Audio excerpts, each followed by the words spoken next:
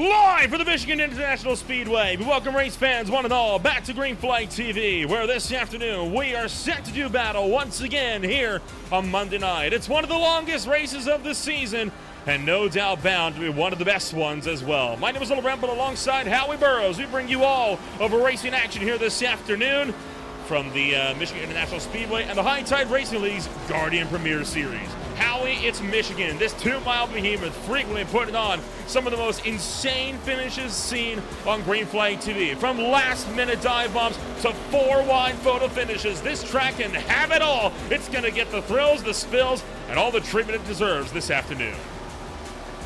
This is what you get when you bring what is legitimately the fastest running car in these ARCA cars, and you stick 40 of them on the track. We have a massive grid. Draft's going to play a big factor, but without the restrictors, these cars are going to fly and they are going to jostle. This could go many ways, good, bad, anything in between, but the only way to find out is to be there for it. It's one of those racetracks that whenever you're here, it just feels different. And I don't know if it's the aura, I don't know if it's the size or the speed so you can hit up here, but this track, there's just something special about it. It's one of the few places where the car of tomorrows can actually punch upwards of 240 miles an hour. When you're running Gen 7 stock cars, you'll be running faster here than you are at Daytona or at Talladega. The one thing separating this from those super speedways is the fact that you actually got to lift just a little bit in the turns, but not enough to break anybody up here throughout the course of the afternoon. The racing here is obviously a lot more dynamic than the super speedways as well, which is you're not going to be stuck in your lanes here. You're going to be jumping up and down, and that tiny lift gives drivers enough of a speed differential to really put their race in their own hands. These races always get quite packy in these cars, but it looks as if we have 39 original registrations. We're going to be packed to the gills all the way to the back. I hope they can keep the cars to themselves for a good while, because they've got a long race ahead of them. And of course, it's going to be a hot race as well. 124 degrees Fahrenheit down on the racetrack. Very treacherous track conditions. The one saving grace, not a lot of wind in the air, but 124 to the 81 in the air. That's over, what, a 30% increase in the track temp compared to what it's like in the ambient air temp right now. It is a blistering track, and that is going to be shredding tires, especially in the early going. And there's something about the surface of this place that just absolutely beats up cars sometimes. It gets a little bit bumpy and a little bit strange, and in the heavy heats, these cars are going to get worn down. With only 3 to go until the playoffs begin, we're pretty close to securing the entire grid, but that cut line is close, and every position is going to matter in races like this unless a wild card happens. Right now, the battle comes down between Matt Crockett and Jeremiah Hobbs, the two drivers separated by just 5 points, 332 to 327. Jeremiah Hobbs, a driver that has the pace to do well here this afternoon. He took his first podium in the league earlier this season. Matt Crockett, meanwhile, a driver that, while he has often been towards the top 15, frequently has just had something go awry week after week after week. And with this being one of those wild card rounds, both of these drivers need to run perfectly if they want to have a chance of securing their spot in, because drivers like Scott Shire and Sean Williams, they're not too far back either, and they are equally ready to pounce. It's going to get so close, and there isn't an easy race really until the end. Is Michigan, then Phoenix, then Charlotte. 3 very different characters, tracks. Really, if you're a speed demon, this is the one you want to dominate at before things start tightening up and getting trickier for you. You have to be above that line, or you have to secure a miracle win, because only 12 are going to make it starting from the 3rd of August. Well, all that said and done, just 10 seconds remain in the 10-minute warm-up period following our qualifying session. Qualifying is complete. Pretty much everybody went out there to try and put down times onto the grid, and understandably so. When you get a field this packed, not one of those races you want to hang around and just wait to see what happens at the tail end like you would in the Super Speedway race. 125 laps then, 250 miles about to kick off, and we're going to find out who's going to be starting where as we get set to go racing here in the beautiful state of Michigan.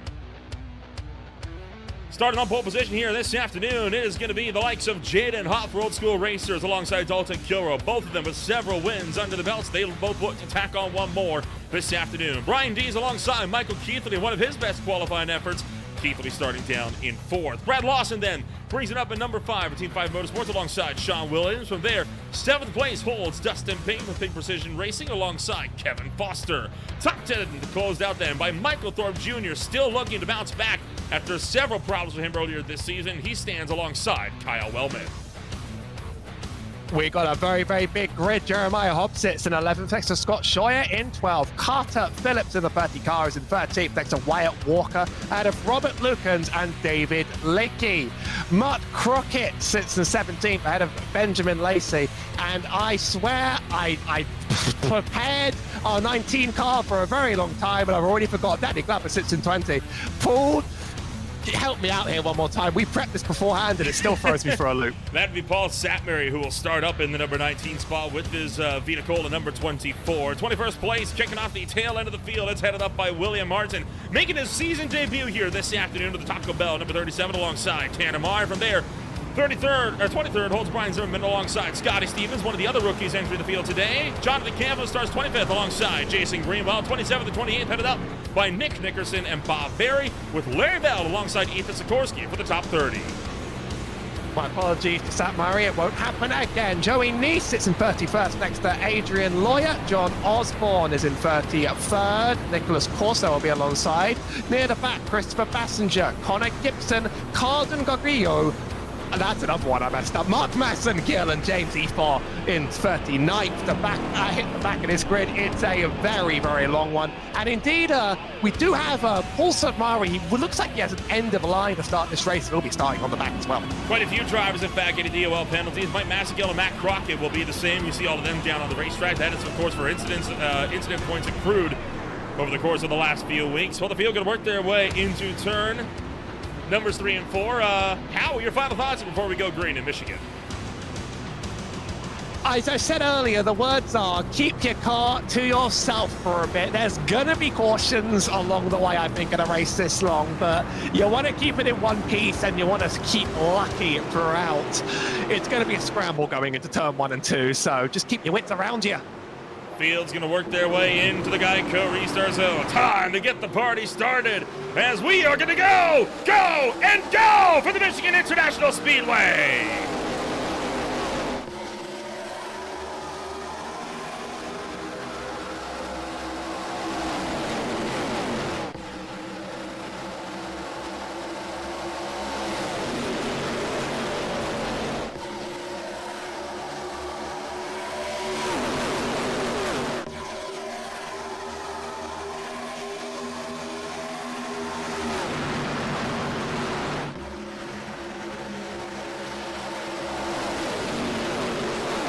Well, Dalton Kilroe wasting absolutely no time. At a turn number 4, he tracks up to the outside wall, trying to pull clear with the lead of the race. He'll lead lap number 1 to green, but the rest of the field still double file all the way back. Keithley trying to put them 3, but Jaden Hopp's going to shut the door entering turn 1. Any lead here is no doubt going to be pretty fleeting, I imagine. There's no way you're getting away from a pack like this. They've all kept it in one place, but plenty pinned to the bottom and choosing to keep it that way is Michael Keithley. I think now he's got the run to try and make the move. Both sitting right in the middle of the track and almost a little bit of contact to be pushed up into the wall. There's space for 2 more to send it, and I think that's what they're going to do. 4 wide. 4 wide for the lead on just the second lap of the race. Down the front straightaway, Jaden Hopp pushed clear by Kyle Wellman down on the bottom side. This can only end one way. Normally it'd be with the yellow flag, but it looks like they'll get things sorted. Keithley being squeezed into the middle by Dalton Kilroe and Kyle Wellman. Wellman pushes up for the bottom. He's able to keep it off of the 53 car, though. And Sean Williams says, yep, I'm good. No thanks. He fades to the back. Jaden Hopp really benefited from that. First one out of that gaggle was going to just watch the others drag each other back with dirty air, and he was able to jump into the lead of the race for now. I doubt it will last long. They're still going a little bit 4 wide further back, almost a few rows. Dalton Kilroe sitting in P2, trying to carry momentum on that high side down. I think he might have it if he's got some partners with him. trying to make the move up into turn numbers 1 and 2. Dustin Ping gonna send this one around the outside, and just like that, the team MFRD number 41 clear for the lead. Kyle Wellman rebounds off the door of Hop. And side by side back to the field as we rocket back into turn numbers 3 and 4. As is typical around here, the race is obviously anything but Daytona lane-based, but running in a lane with some friends is going to help you for a bit. You'll get a couple turns of benefit out of it before things start watching up. You can watch that huge line on the high side evolve. Now 3 of them sort of dipping down to the bottom of the track. But I'm noticing very big benefits for some teamwork around here. A few disconnects further back in the field. I was almost worried we were about to have a field wrecker from my stack. That looks like that was just connection problems. And Janon Hop in the 00 down low on the apron, nursing some kind of a technical issue right now. As you saw him kind of blink out, tip onto the apron, and all of a sudden has faded from the top 5 all the way back to 35th and dropping still. So he has still figured out whatever the problem was, and long race, a lot of chances to cut back. Meanwhile, Keithley, dive bombs, Ping, and Brad Lawson, 3 wide into turn 1. That move, though, is going to go nowhere for him. Ping goes middle to the bottom, trying to get the slider on Kilroe.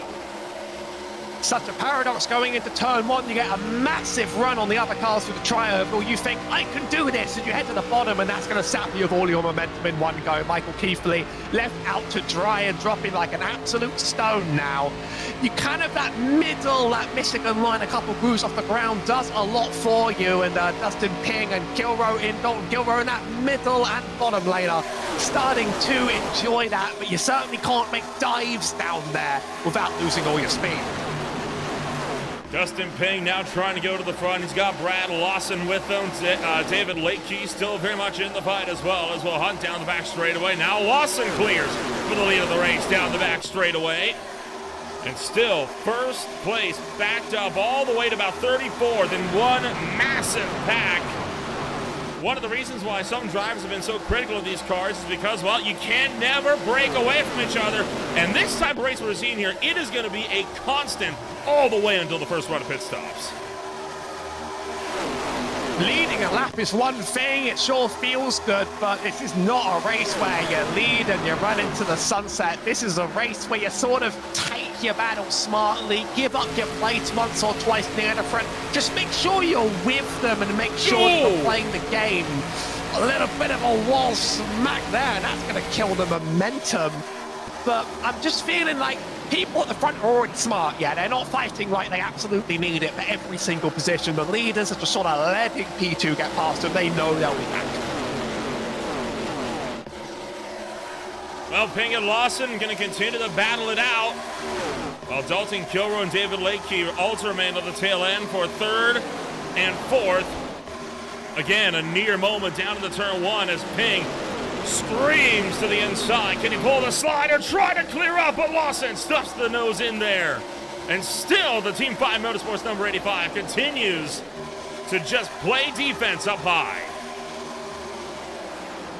On my screen, I'm seeing what could sort of amount to a little bit of contact, but it's very light and respectful if it's happening at all. Big gap being left open for the 81. Oh, he was going to jump into that. Instead, he's just sort of tucked in on the high side. You can see it's claustrophobic in the car there for Dalton Kilroe. There's no space to breathe, and the spotter only gives you limited information. It tells you whether there's a car down there, but very often there's always one down there. You might need a human to sort of let you know exactly what space you have to move through these turns. Yeah, I mean, car low, that could mean either he's right at your door or it could mean he's on the apron. You don't really know until you try to turn in and he's there. It's always something you got to keep an eye out for, and you know that those drivers that run those VR headsets are constantly looking around, trying to figure out who's where, trying to play those games, and watch those mirrors in particular if you guys like Brad Lawson or Dustin Ping. Further down the field, they maybe get a bit more single file out up front, but they are still backed up 2 by 3 all the way back here in the midfield, especially outside of the 10. This top four have been able to make a little bit of separation by following each other. The 71 of Wyatt Walker struggles. Oh, a lot of movement there onto the 8th, and I think drivers trying to dodge a wreck. They were scared of him coming. Didn't quite happen, but that's allowed this top 5. Wyatt Walker's actually joined this pack to run away for a bit. David Leakey in P6 is sort of leading the rest, but they're going to have a lot of coordination up front. Scotty Stevens reporting he does have damage, and there was contact in the middle of that field. So Scotty Stevens, one of the rookies, might have some problems to deal with now. David Lakey looked like was kind of one of the drivers that maybe started all of them by getting up into the wall. Don't think we'll have time to go back and get a look at what happened, but that has allowed the top 5 to pull now a 1 second gap over the field. That is the difference. There's the top 5 at the bottom compared to the rest of the field. That is critical, because that has given the top 5 a boatload of breathing room. If they work together, they can pull away from the rest of the pack now. I've just gone back to review for myself what quite happened with Scotty Stevens. Side by side with the 84 of Leakey, sort of sends him into the wall, and all those movements you saw down the track for drivers trying to get out of the way of what they thought was going to be a wreck. He's got some significant aero damage on the back. Car's in one piece, but he's going to need a caution or the pit cycle in order to repair that out. Tough break for a couple of drivers then in that one as they continue to fan out. 2-by down the chute. We'll take a gamble. We'll try to jump back here and get a proper look at this. This is Scotty Stevens up high, David Leakey down low. And as I say that, never mind, no caution yet. Thought the yellow flag came out. That was my own replay ticker that caught me out there. But there you saw the incident, and there is Stevens fading now through the field. The first contact on this track, and it's not going to be the last, so you can't give someone too much stick through it. Also, there was an apology on the voice chat for that, pretty much as delivered. It's going to happen when you're running this close, and what's good for him is that he's still in this race and the whole field isn't turned around. 1.3 seconds now between Basinger, who leads the rest of the pack, and Wyatt Walker, who tails on this snake at the front. If all 5 drivers up here work together, they can just run away from it. No side drop. If they fight too much, they might be back in the maw. Oh, trouble by straightaway. 1 car hard into the outside wall. The 3 just got hooked big time into the fence. And that'll put the caution out for the first time tonight. And just like that, any buff for the top 5 goes out the window. Something like that was due, but it took them 15 laps of hard racing. I see a few more cars damaged. Meatballs for the 20 Bassengill, the 3 Jeremiah Hobbs, and the 16 Jonathan Canfield. They are all going to need to serve damage repairs. No fast repair available here. Let's take a look. Thorpe came up, just doored one of the rookies, who then drifted down, right rear hook Jeremiah Hobbs, hard into the outside wall with Canfield. Along with the 33 of Lukens, there comes the 20 of Bassinger flying in with nowhere to go. A big T-bone shot, and frankly, I'm surprised it wasn't worse.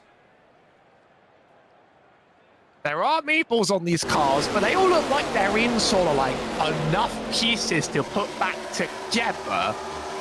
It's not like anyone's been totally totaled or lost. Actually, there is a lost wheel on the 3 down the right front. That could be a problem. He's making his way around the track, and there's a bit of debate on the chat about what's going on there. So we'll let them work it out between themselves. We've given our view nonetheless.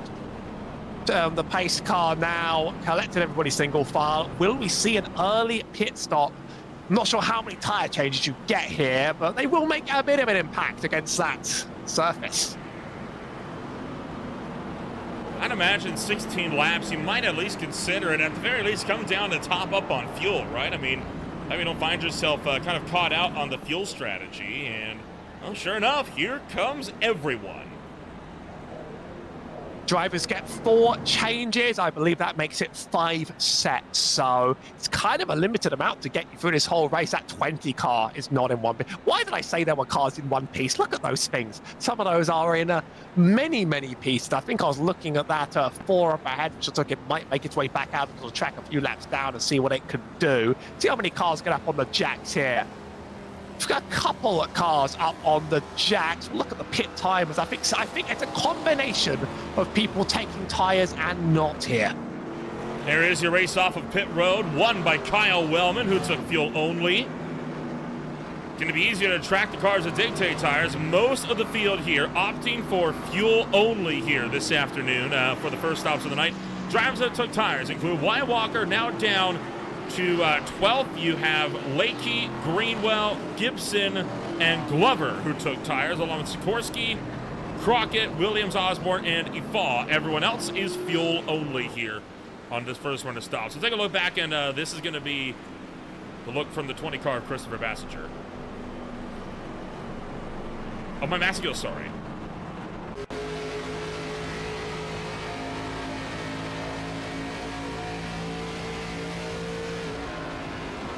Just no time to react if you're coming up on something that quickly. You wouldn't want to be inside. I mean, we were in the sim, thankfully. You wouldn't want to be inside the free car taking that shot. That would hurt. No, sir. I mean, that would... Ugh. Those T-bone shots are rough. That's right to the driver's side door, too. It's going to leave quite a bit of suspension damage, I would imagine, and we should get the one-go settle this time by Kyle Wellman. Look like he is going to opt for the inside for the restart. Now, interesting here, Jaden Hoff is back into pit road. Did he make a mistake the first time? I'm taking a look. I don't think he stopped the first time. He has no box timer on my screen. He might have just missed the box, run through the lane, and now he's having to do it. Well, I mean, better late than never. And I mean, he wasn't going to be terribly up towards the front of the field anyway. Gets a bit of fuel in, and then off he goes. So fuel only, not looking to take tires this time around.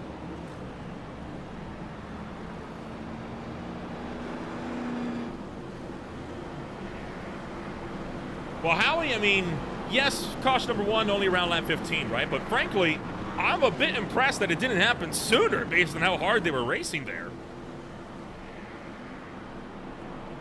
It was very, very well disciplined from the whole pack, and it takes one person to make one little mistake to sort of ruin it all, but I was impressed by those 15 laps. I really, really was. It's not going to be the last time that something like this happens, but sometimes you see cars go upside down around here, and that was some impressive racing on the field. I'm looking forward to more just from that.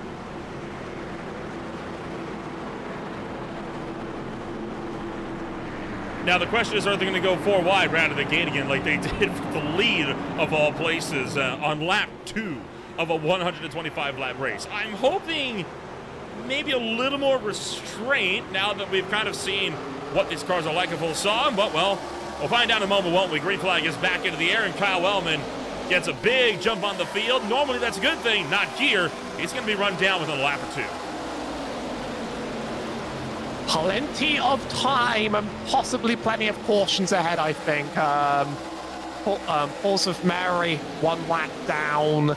He'll be able to make it back in one caution, and that's probably going to happen around here. I mean, what's it taking 100 laps of Michigan? Someone slips up and makes an error. This top 4 looking like they're trying to run a little bit like a single line. The driving is a little different up here. Some of the old drivers are here. Dalton Kilroe still out here, but Kyle Wellman taking different lines than before. We're going to see some moving up around the top just through the pit cycles. We're going to see different personalities and driving styles make up the front of this pack, I think. Much more composed, though, than the opening 2 laps of this race. So, again, I feel like drivers learned their lesson from the first time around. And kind of, it's usually when they get, oh, boy, well, I say that, Lacey just pulled a big slider on Bassinger. But, that's one of those things, right? I mean, you get one caution, then you kind of be put in perspective. Okay, I still had 100 laps to go. Did I really need to make that move right then, right there? Dustin Pink thinks he does because he's going to go to the lead to get around Kyle Wellman. We'll see if they trade the places back and forth, or we'll see whether this move is just being made for its sake. Kyle Wellman has momentum on the high side, and King doesn't really have it work for now. I think a few more laps are going to be needed to really make that bottom line work out. Obviously, that line from the top down to one groove off the bottom is usually the fastest around here, but you're not going to get the whole track unless you're in P1. Bit of a checkup in the middle of the field there, Wyatt. Inconvenience, but all in one piece. And all these little checkups might be the moves that separate this field up in time. Oh, heads up! Caden Gargiulo getting a bit crossed up in the middle of 1 and 2 there. Able to gather things down, though. He'll lock that car back up, and he's going to drop back to about 23rd. Good save from the 65. And good job on everyone else for giving him the space he needed to recover.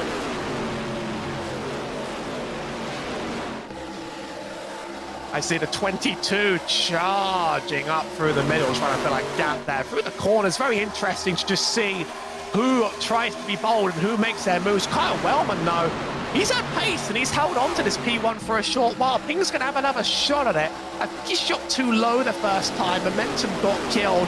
Now he tries to peek his nose in on the high side. Doesn't quite pay off for him. Maybe just stay behind. He tries to send it in down now. He's certainly not going to get it done. Instead, we see a bit of a bottom lane forming, although it's not really enough to carry full momentum. Well, and I think some of the field thought, well, if you're not going to make the move, we're happy to. As Kevin Foster and Dalton Kilroe both try to take away third. The problem is when two cars try to go for a spot, neither of them tend to go very far. Ping will remain in second place, and now we're 3 wide, about 3 rows deep. As we drive her back around to the turn numbers 3 and 4. Back to the front. Foster trapped in the middle. We're going nearly 4 wide across the field. That's something the iRacing spotter isn't even equipped to do.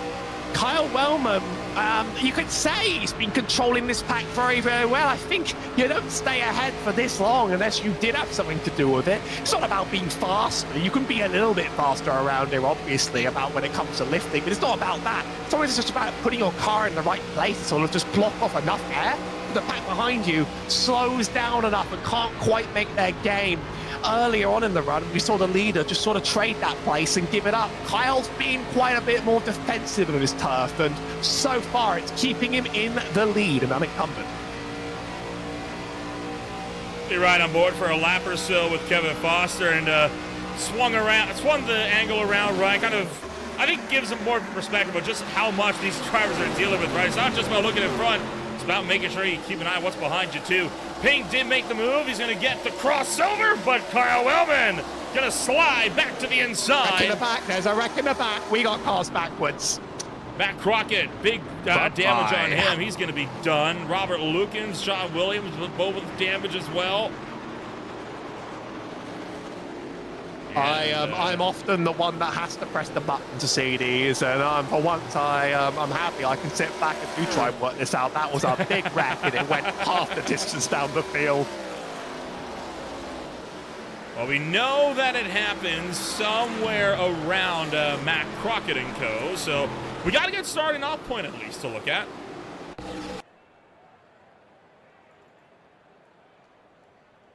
I think this might have been 2 places at once, or just one that reacted to the other. Let's find out.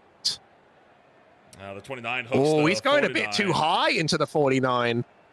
Yeah. Kind of spun him down to the inside. Well, you saw Robert Lukens crashed up towards the outside wall. He's the one that collected Sean Williams. So kind of just one thing leading to another, all at once. I will say, I don't put that entirely on the 29 per se. I mean, the issue here is, we'll get a better look at this and that. The issue is Matt Crockett is trying to, right there, you see him check up for Larry Bell. That actually slowed him down. The 29 would have been clear had it not been for that. A little bit of a sloppy exit, I think, from that back half of the field, which it's going to happen, and it's going to keep happening over a distance like this. So who do I insult? Try not to. You try not to insult the talent today. Not every single driver taken to the pit lane, interestingly. The top 3, Nick Nickerson, Connor Gibson, and Benjamin Lacey, stay out. Kind of figured we'd be getting some of those strategy calls soon enough. I'm willing to bet. Oh no, there is quite a few tire changes going on here, including changes from some of the drivers that have been running up near the front for much of today. So the first one out is Wellman. Wellman all the way back to D's have not taken tires. They've taken fuel only. Dustin Ping has taken tires this time around. In fact, you know what? We got 40 cars. We're gonna make this easy. We're gonna pop out the pit stop timer. You can see for yourself.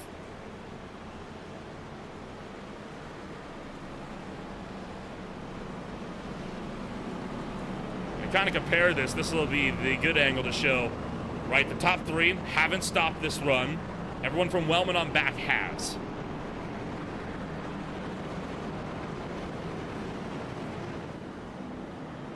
Kind of makes sense that if you didn't change your tires, you'd do it now. I mean, if you break the race up into fifths, you have 5 tire sets, then, you know, you can sort of take the first fifth now and go with it. So anyone that hasn't changed them whatsoever, Benjamin Lacey hasn't changed them at all, neither has Nick Nickerson, but Connor Gibson did take on the first stop. So there's a little bit of variation around there. Expect this top 3 to be slower, but expect maybe Gibson to be able to fly his way in, I think.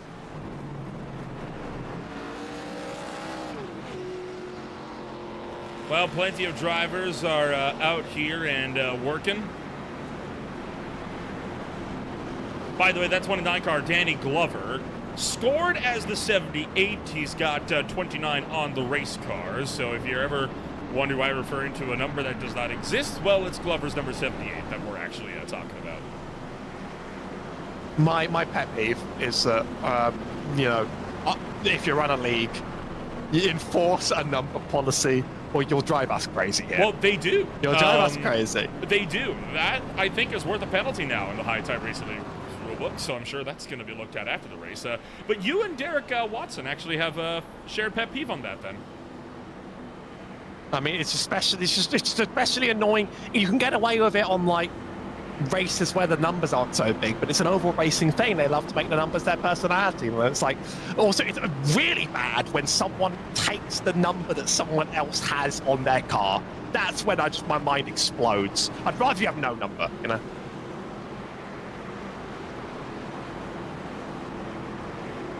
I do a couple races sometimes on, like, open hosted that I turn off custom numbers, and I'm like, I'm not letting you use that third number trick on me.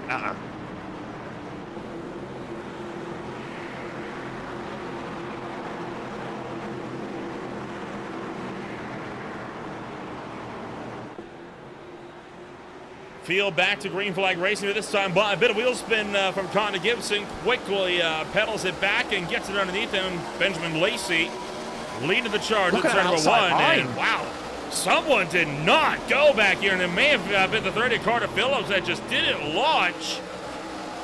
And Nickerson now trying to chase after the 7th with Connor Gibson looking to get around him as well. And also a black flag given out to the 24. That might have been a start violation that had something to do with some of the problems. There may have been a missed gear. I think they may have been a passing on the inside for 24 as a result, and that's all sort of spiraled out of control.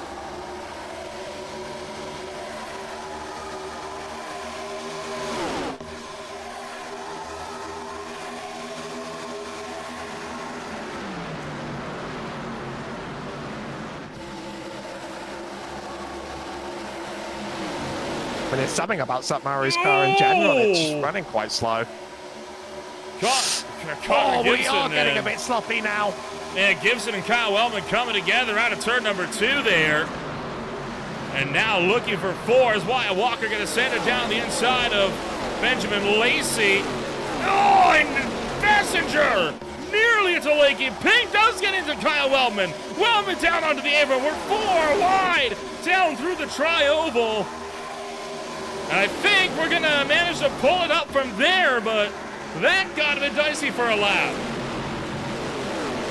It's even scarier if you're in the middle of it and you don't want to be there. Like a 4 wide is sort of the collective, around goes one, and a big scatter for the field. We stayed green on that. No caution yet. They're able to pull it together, but this field is trying to fall apart at the seams. Gibson and the 2, meanwhile, going to exchange blows once again. And again, the top 5, full clear. Ping looking to go 3 wide up the middle for the lead. The point I had at the time is that it's very hard to get out. It's very hard to get out of a 3 wide situation if you're in it, and there's a whole pack around you, and you're sort of like, I can't back out. It's a collective result of everybody, but it's terrifying. Dustin Ping jumps to the lead for now. We've conked down up front. We need to be a bit calmer for a bit, I think. That has just been the hairiest start of them all so far. And again, only about a quarter of the way into this race. It is not going to be, I don't even think this is going to be the most hairy restart we've got in this race. I think there's still plenty more that could go awry and restarts further on. Because let's be real, racing like this, you know there's going to be another. You know, there's going to be plenty more just through the natural attrition of human error, as it turns out. So you do want to sort of just wait it out, and then people are going to make outrageous moves at the end. But that's what matters when there's a championship on the line. At this point, everybody just wants to make it through to the end with 3 wide, just a few rows back from the front. But Dustin Ping seems to be flying. There's a yellow. Multiple cars around and one hard into the inside wall right at the entrance of pit road. That is the number 19 of Adrian Loya that has gone into the wall, and well, that car is really screening. Actually, may have kept it out. I don't see black flag. Any of those cars just jumped near pit lane. The 88 of James E4 almost flew into pit lane with his speeding as a result of that wreck, and he actually gets away with it. Few more damaged race cars around there, though. So Danny Glover gets into the wall. That doesn't have anything to do with this, though. Oh, they're stacking up front. It started with EFAW. And then, oh, man. Scotty just ran into the back of the 19. There goes Jaden. Hop in the 00. Just escapes down pit road. How about that? And I heard a few complaints during this about this replay about couple sort of like scary moments under yellow. Tadamar actually has to dip into the grass because the 71 is turned backwards under the yellow flag, which is one of those things that league admins really don't know. Yes. Oh boy. Wyatt Walker around.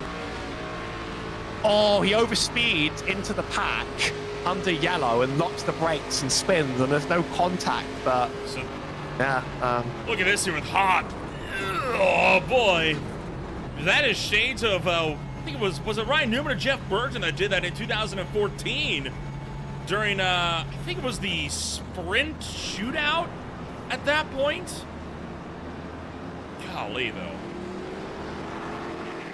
What I'm amazed by is that he kept it on the pit lane speed limit. Right? Like, there was no black flag. He got it stopped. That's through the lane. Because he had to brake to avoid one, then accelerate to avoid the other because he couldn't duck back out onto the racetrack. And we'll try to figure out what happened to Wyatt Walker here. Now, Walker is up with the top 5, so that's why I'm surprised that he oversped catch of the field under yellow. This looks like green flag racing. I can try and get there's the pace car on the bottom right there.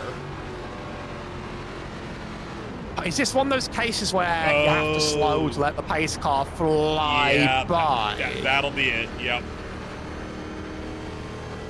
Because of course, the pace car comes out when the leader is about to cross the start-finish line. It came out late, though, because the caution was coming out as the leaders were already crossing it. But, I mean, all the same, though, I mean, this is... Oh, my. Yeah, that'll do it. I can understand the frustration there. And Walker has been given an EOL penalty for that. List leader Christopher Passenger is taking the outside lane on this restart, by the way. You get to find out new things on the chat all the time, such as this league you just dropped into has a leader chooses the lane rule. Yes, they do. It's typical. It's just that you just find things out when you drop in a couple hours before the race starts. You know, you have to pick it up as you go along.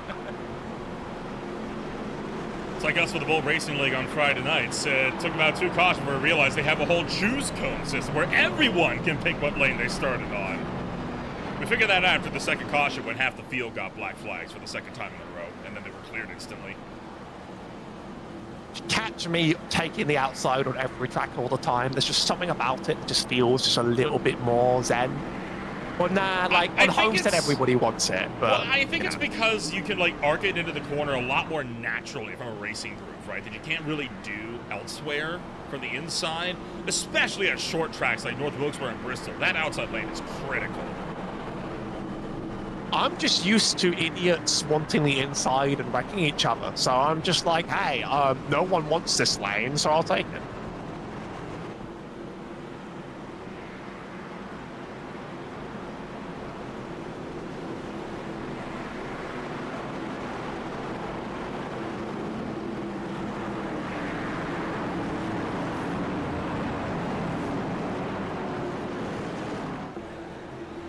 Well, the field coming back to the green flag here this afternoon.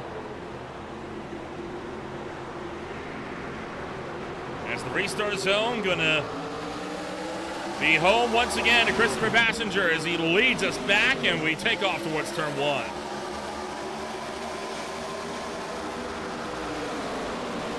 A little bit of checkup on the outside after the first 2 cars. The 94 leaving quite the gap that he now has to come up into. 22 though has good momentum, and I almost thought it'd slot in. Little bit of moving. One has to dip below the line there on the back straight.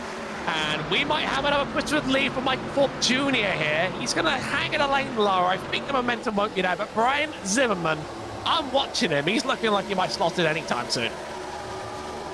And Zimmerman going to get some help from Tanner Marr in the number 44 down the front straightaway. But that outside is just so good with the draft. Giving such a critical burst of speed down the front stretch that makes attacking down the inside of the turn 1 extremely difficult to do.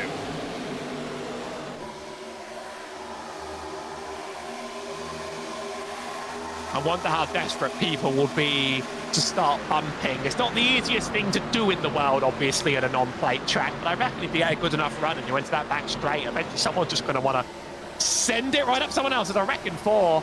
And yeah, that someone back was the 03. Jason Greenwell, the 83 was the one that went around. The 02 as well as Scotty Stevens caught up in the last caution as well.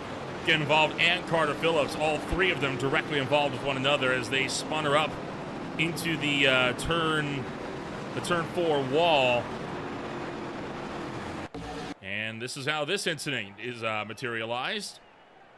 Looks to me like a little column A, little column B. 83's in the wall, and the 42 isn't quite ready for that slowdown. Yeah. Oh, hard hit for Dalton Kilroe as well. There is Phillips just barely getting nicked, and man, that's going to be a lot of damage on the left front of that number 30 of Phillips, right? Because that front end just swung around and smoked the fence. Oh, and John Osborne got a big piece as well. It's very interesting. Dalton Kilroe asking for an end of line because of the wrecked car, but what's interesting is if you ask for that, it implies to me like you would like to continue running for a little bit in the wrecked car rather than taking it to pit lane. Otherwise, you just go into pit lane and join the end of the line. So I'm going to watch what he does with this, but maybe he just wants to run around for a bit like this. This is Carter Phillips. And boom! Right into the wall. That's the worst feeling. When you think you're clear of it and then it gets you, that's the most annoying feeling. That is quite literally nothing that you could have possibly done differently to get around that. And it is, like you say, it's one of the worst ways to get caught up because it's not a soft hit either, right? That's one of the hardest hits you can take as well. On an angle. Dalton Kilroe is jumping into the pit lane. I think he just wanted to be end the line so that his pit entry would be safe. What do I speculate about? I'm no speculator. Not the whole field jumping in, though. Only really a minority. Drivers from 23 down. So we have 22 staying out. Mixture of strategies. Of course, we have 13 stints from Brad Lawson in front. A 5 stint from Connor Gibson, although he didn't change tyres on the last stop. Benjamin Lacey and Brian Dees look like they have the newest tyres on the field. 10 and 11, they had long pit stops and 5 on the stint.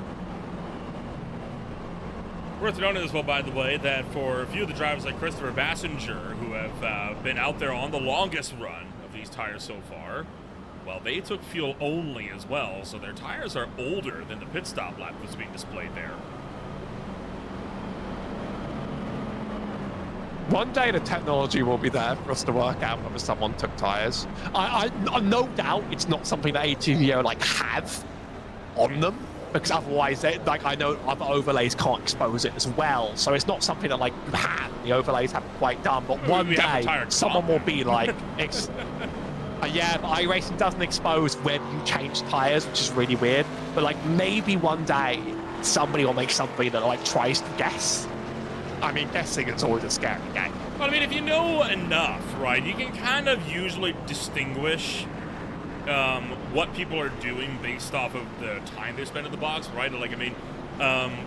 If you're really 10 seconds or 9 seconds or less, okay, you're probably taking fuel only. Around 10 to 12 seconds, okay, that's 2 tires. 14 plus, all right, you're either taking 4 or you're in the pits for damage repairs, one of the two. At least I'd for like stock to cars maybe this know, season. though, what they did, like, 2 stops back.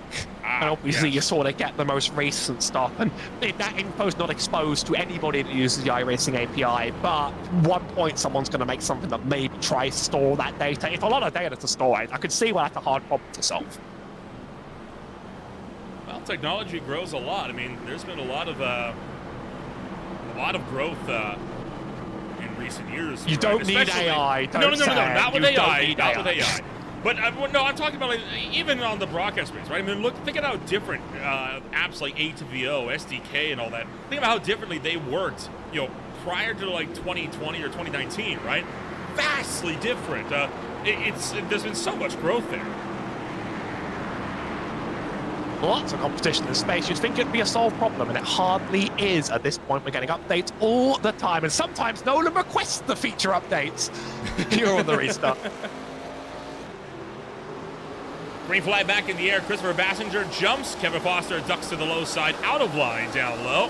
Bassinger immediately pulls up to cover the top, and that puts Sikorsky and Thorpe side by side into one. Yet again, different character up front. I'm really interested in just seeing the way different people drive at the front. We've seen some cooperative drives and some defensive drives. This time, Ethan Sikorsky on the bottom, very fast, has a lot of momentum, and he's going to be able to possibly clear by taking this inside line. We'll see. Bassinger is going to be running that preferential top, but they're pretty even on each other. Usually the bottom's been losing. It's going to get faster as this race goes on. Further behind them, Bassinger looking for the inside of Paul Samary as well as Joey Neese. Can't take that one away, though. Sikorsky trying again. Down through turn 1. As he'll hunt to the back straight away. But Bassinger, again, doing a good job on just holding his station.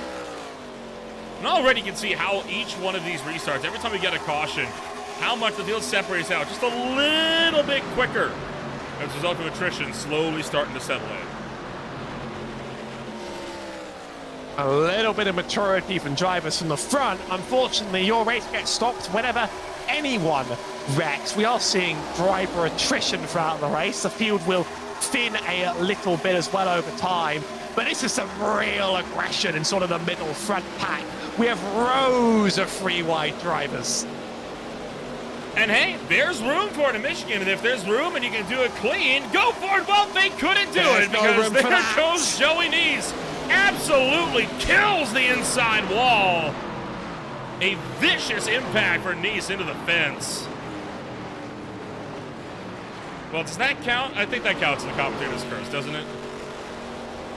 That is brutal commentator's curse right there. That is up there with one of the better ones I've seen in a while. You don't often get them in the middle of the sentence complimenting the field, do you? Oh, I've had some really funny ones in my time where I said, oh, it will be good unless something horrible happens, and then the camera pans to something horrible that's happened. Yeah. But saying there's a lot of space and then having one car go around and take a race ender there. Not quite a career ender. I think that's a safer barrier down there, but that's tough. Yeah, Caden Gargiulo tagged the wall, went into Neese. Neese then got turned because he got spun to the inside and just nowhere to go. Didn't catch most of the field, though, this time. That was mostly a got out of the way and got down third of the track. I'm surprised it went yellow. Do they do manual cautions here? On occasion. Race Control does have the ability to throw a manual yellow, but iRacing has been stingy when it comes to cautions, especially on their NASCAR refresh. The Bolt Racing League Lightning Series on Friday night, there were quite a few cautions where they weren't even as bad as that. You had a car slide all the way to the inside, light tap off the inside wall, and iRacing would throw yellow for it. It seems to be an issue more so on the refresh tracks as opposed to everyone else. Now, Joey Neese, interestingly enough, end of the longest slide penalty. So what's interesting is the refreshers are only graphics, and to the point where even like the same camera packs will just work on them again. But I don't know where it defines the line on some tracks. So the most typical rule in iRacing is a car either going slowly or backwards. When it is passed, that's the timing. And above the white or yellow line, that's usually the other one. Or... I guess... Or in he was traffic, because sideways. remember, there's sometimes where they'll be on track, but they won't throw a caution because no one's around them. Yeah, typically the timing is when they're passed, but it might also be if someone like literally comes to a dead stop. There's obviously a lot going on and they don't reveal the full truth. Maybe though in this case he was sort of like passed as he was coming down, because I've seen cars get hooked below the line and just sort of the race goes on and they get away with it. So that was on the stricter side if it was automatic. If it was manual, then that is the sort of thing that you'd get a caution thrown for, so you know. Well, racing action still yet to kick off, still with way more to go here on Green Flag TV. We'll be back in a moment and return with more in just a moment.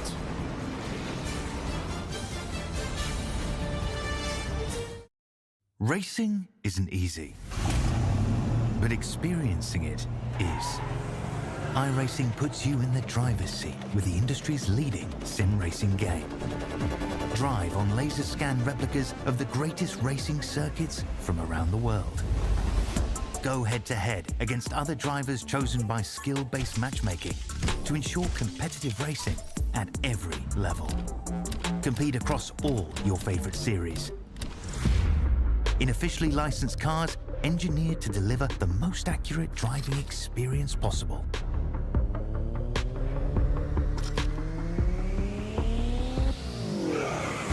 Join a race or host your own with players from across the globe. Race against the computer or in a league with friends. Feel the thrill behind the wheel. Visit iRacing.com.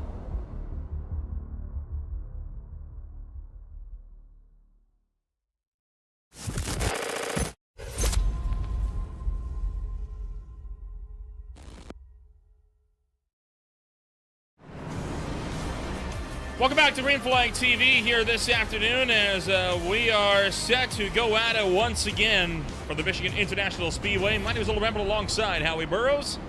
Still not halfway. We are on, what, caution number 5, 6 at this point. Started off well. We've been starting to rack them up. Attrition settling in.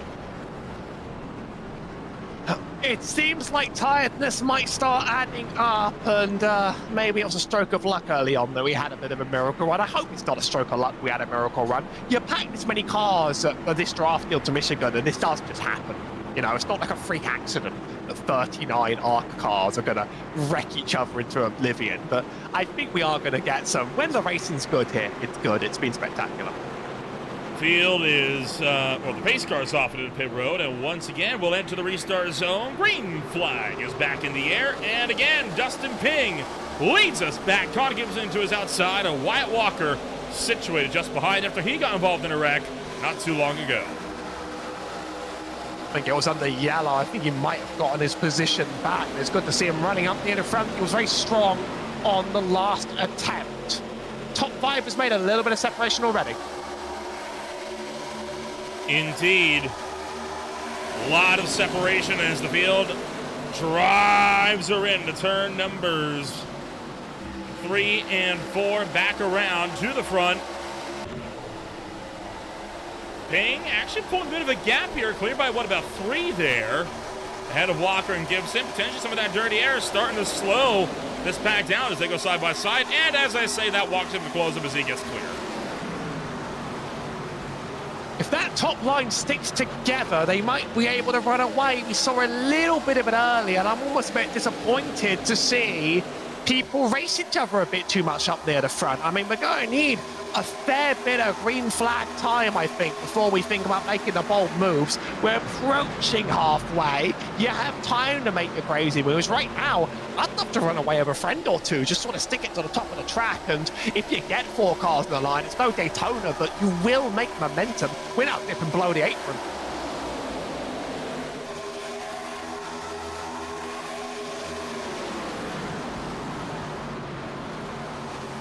Not sure what dipping below the apron really did for him. Not much, especially on the front straightaway, right? I mean, you kind of usually go down to more to just cover off a run. Sometimes drivers like to go down to try to open up a little bit more of a fifth lane, if that kind of makes sense. It doesn't do much to give you time, but it could sometimes be worth it to just go down there to just make sure you can't have an attack mounted on you from the inside. But of course, does leave you vulnerable on top because you're going to scrub off a lot of speed, try to shift up towards the outside wall by the time you get to the turning point. I'm always watching that top line because now we have that sort of free that almost in a tandem. P2 Wyatt Walker doesn't follow in tow though, and so now he loses a lot of time. Line of 4 with the 71 leading.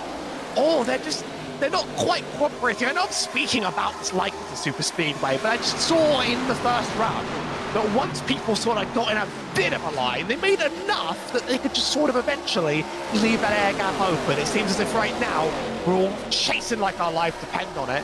Bit sketchy up near the top there in some gaps, but we're safe. On the wild, Paul Satmar, 2 laps to go, put down the fastest lap of the race so far. So he is going to continue to make tracks to try to get back up towards the front of the field. Meanwhile, Walker and Lacey now side by side. Lost into the mix. Oh, trouble. There we go. Larry Bell and Nickerson going to lose it. Oh, he catches 78 on the way back up on the track. Ay, ay, ay. Trouble for Danny Glover. The car that he nicked. No pun intended there, as once again, we slow it down. I'd like to check whether he was holding his brakes on that one.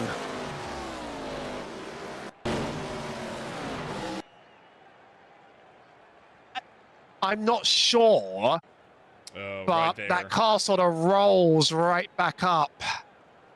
Kind of started with Baxter at Belleville. Baxter hooked Bell. Bell got into the 2. That's what spun him around, and yeah, he locked it up, but too late. And Glover then going to spin onto the apron. Somehow nobody else really got involved with that. I think he was kind of lucky that most of the field had already fully passed him by the time he started to spin up the racetrack. Dalton Kilroe is committing to slowly repairing his car back into one piece over these cautions. He's now asking, oh, can we catch the pack to fix my car? His is still in no condition, but with cautions like this, if you lose a front, you can probably get back into the race with enough perseverance. I've seen crazier. I've seen one driver that was 20 laps down in the Martinsville race actually managed to drive his way back onto the lead lap through lucky dogs alone because of the amount of attrition that race had. So I've seen some pretty wild things, and it would not be out of the realm of possibility to see him do that. Bit by bit, you get all your aero back if the field wrecks hard enough. We go back around for a little bit more of the eye-pacing joy. We're almost at halfway, though, so, I mean, like, there's a silver lining for us all. Nearly at the halfway. Still a good bit to go before we get to that point, though. And of course, you mentioned Dalton Kilroe being down in pit row, which he is. In fact, he did just get back around to his pit stall. You see him still missing the front clip, but a bit more work in the front end. Strap a new one on, bolt it down, good to go. Just get some hammers, just get some tape, just start hitting the car loads of times, find the front clip. I mean, there's probably somewhere down in the infield, just run around, run after it. Basically, you'll be there in no time. Well, Howie, we got a bit of time under this yellow flag here still. What do you think? You want to talk to one of the drivers in the midfield? Let's go ahead. Who do you reckon? Oh, I need to pick. Why not? Do we have the 71? No. We do not. Let's go with Dalton. He's got some cars to repair. There we go. We'll bring Dalton Kilroe down to the can... broadcast booth and check on the repair progress of the number 41, Howie. Dalton Kilroe, you've done some good racing today. Now you're looking to get this car back in one piece. Do you think it's possible? Yeah, the crew is definitely saying they can fix it. It's a lot they've got to fix, but they're definitely thinking they can do it. So, you know, as much as I hate seeing all these cautions from a league admin perspective, I sure love them right now because I'm able to get this stuff fixed. I had like 8 minutes of damage. It's down to like under 4, so we're getting there. you might be gifted the chance. I think some of these incidents have just been, you know, it's busy out there on this track, and that's just how it goes out there on the track. But when we get racing, we get it good. What do you think is a good strategy for a driver from the front? Do you work with others, or do you try and hold that place? A bit of both. You don't want to fall too far back, because then you get prone to getting involved in the chaos. But you don't want to be overdoing it to try to stay in the lead. I felt like I was doing a good job of that earlier, and then obviously I took tires and kind of got caught up in somebody else's mess. So hopefully, you know, everybody can kind of calm it down a little bit, but still kind of praying for some cautions. Best of luck that way on the track. We'd love to see you running fast again. Yeah, that's the hope. Thank you. Dalton Kilroe will be restarting, still on the lead lap, all the way down in 30th. The repair job continues. I think another 2-3 yellows. Should be back into the running then. Dustin Payne picks the outside. Benjamin Lacey to his inside. Green flag coming back out this time.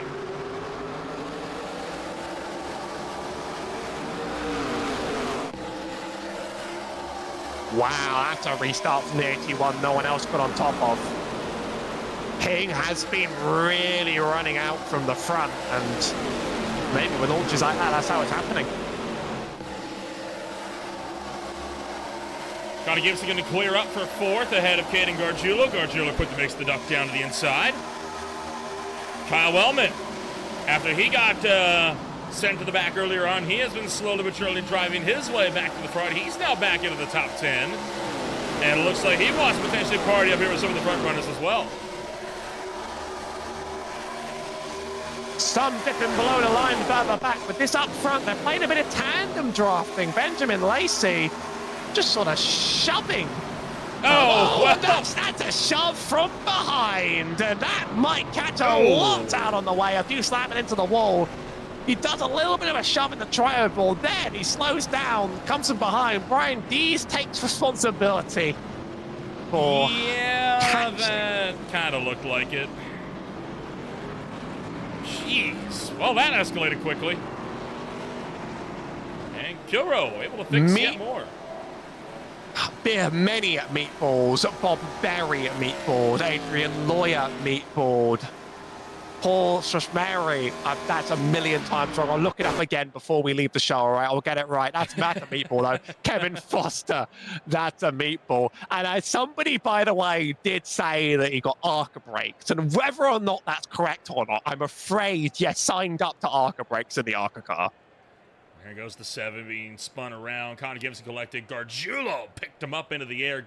Foster took a hefty whack as well, and there's the big hit into the wall that the 75 took. Zimmerman gets spun. Marr gets spun. Foster again put into the wall by Larry Bell. Sat Mary down low. That is effectively the big one over there in turn 2. We have a channel about name pronunciation, and I've stared at Paul Sat Murray's name multiple times because I know I have to get it right, and then I just get it wrong the moment it matters. So there's one go of it coming out. That's, you know, what I have in me. It's like my main quality as a commentator is just not being able to say a name. I'm British. Tanner Marr had the exact same thing that Carter Phillips had happened to him earlier in the race. Just got clipped when he thought he was through. I think in these situations, you can just try and dive as far low as you possibly can. That is a way out of the situation. You are playing games by trying to, you know, run near the middle and run by it quick. But it's a split-second decision, so I'm not telling you it's easy. And quite a few drivers getting tangled up in that one. And a few with black flags as well. Sean Williams with the black flag that he's going to have to serve. Don't know what it's for. We might get confirmation later on down. We've had a number of clears just come out. Dalton Kilroe, Robert Lukens, Nick Nickerson, and Sean Williams all got cleared. You know what? It may have been a car that was really heavily damaged that couldn't catch the field when they came down a pit road. Very possibly. I wasn't quite on the voice chat for it, but that situation is handled.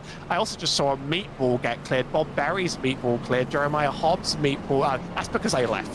Whoops. Yep, So you get a meatball clear when you leave. They're done. They finally watched, and they were like, I've had enough of watching this as well, you know, because they've only just dropped out. This was with Barry.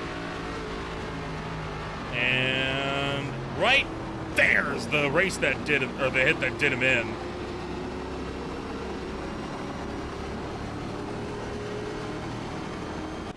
Give it up for day 18. I'm going to keep a caution count now. I'll be right back.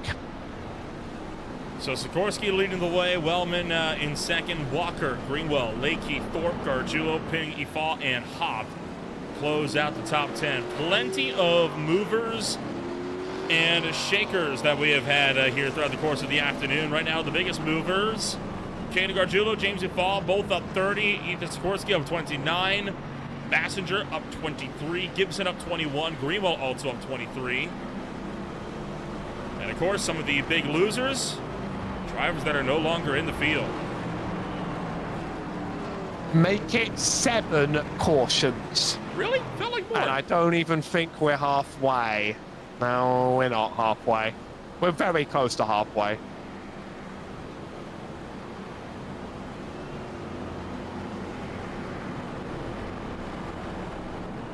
I guess time just doesn't fly. Has been 7. Yeah, it's felt like more. I'm not going to lie. Kind of shows... It feels just about right to me. It feels right. It kind of shows how much things can get construed whenever you run so many laps at a caution, right? I mean... Like Dalton Kilroe said, I know from a league administration perspective, this is not what they were hoping to have. They had been having a good streak of some relatively clean races. Just like just last week, they went caution-free at Homestead Miami Speedway. So, well, I get... okay, you know what? Thinking back on it, this may have been inevitable. They opened up applications, and I don't know. I think it was their fault, but it just happened. You know, it lines up that way.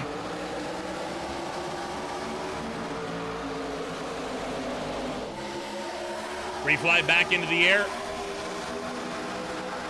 as we charge back into 1. Sikorsky leads the field. Michael Keithley trying to look around the outside. Dustin Pingo has spent a good chunk of his race leading the way. Whoa, Tanner Marr. Real crossed up back here. That is not feasible. Now, he's got to be careful, because I think they kind of got close to penalizing a driver for causing a crash when they were crabbing like that, just for being an unsafe car on the racetrack. But if he can keep it straight, then fair play, but I'm not confident. Well, if he's in the back, he won't be wrecking anyone, but league admins might not take kindly to a caution entirely caused by your own folly and damage as well. Huge run from the 42 up front, Kyle Wellman. A little bit of contact there with the 94 too. Kyle Wellman through to the lead of the race. Now with Wyatt Walker challenging to his inside. But it's not going to happen. Wellman's able to clear. Christopher Bassinger trying to make moves. Down the front straightaway. Wellman's able to clear. And this is how Wellman initially took the lead, down the back.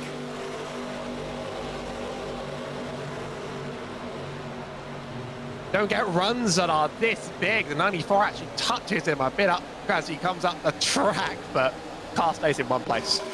And that will be because Sikorsky right now on the oldest tires in this field.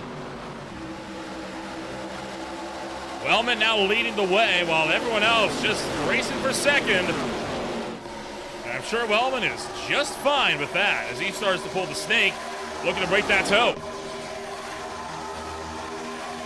Not the newest tyres up in first. There was only a fuel stop last time around. Whereas Wyatt Walker should have newer stuff under him, but 2 attempts here, like, it doesn't sound like much, but at a track like this, in cars like this, it kind of is a lifetime. You know, like most cars are within 1/10. So 2, you're not running away on 2, but you certainly feel quite safe for a bit.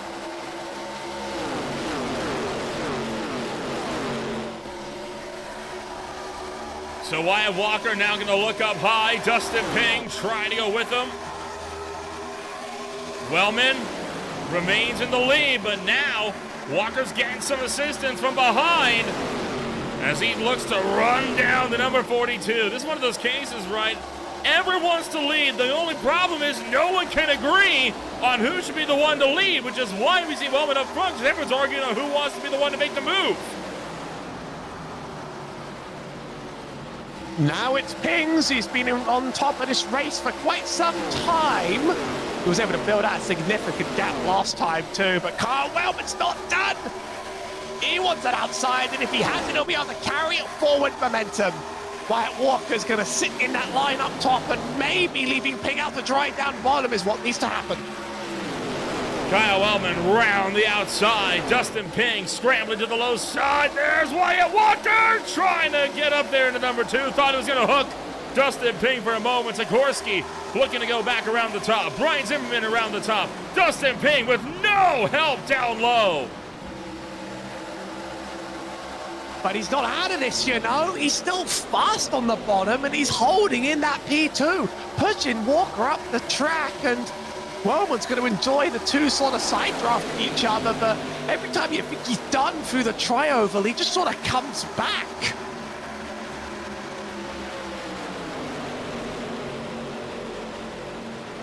Dustin Ping clears Wyatt Walker.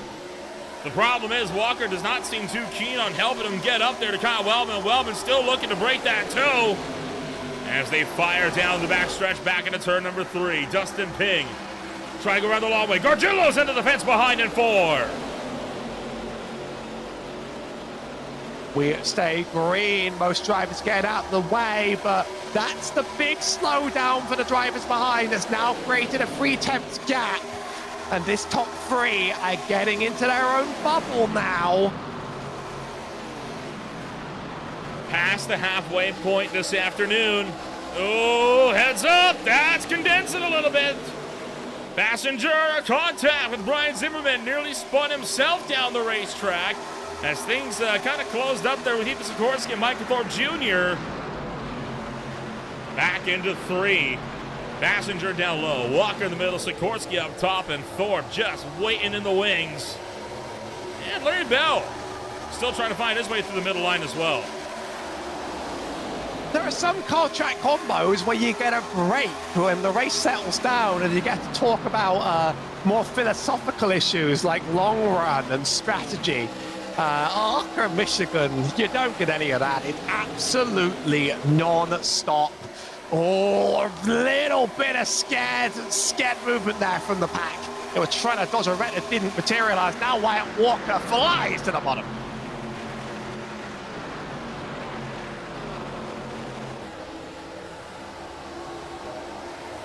Brian Zimmerman caught in a bit of 4 wide with Connor Gibson dipping out to make it just 3. Thorpe up high. Passenger just going to find a hole. Jason Greenwell. I haven't talked about Greenwell much tonight, but he is also looking for this as well. Now, almost 4 again. This time it's Passenger to lift as now Sikorsky starting to slip backwards. Now, 4 wide again with more contact, and Thorpe's onto the apron.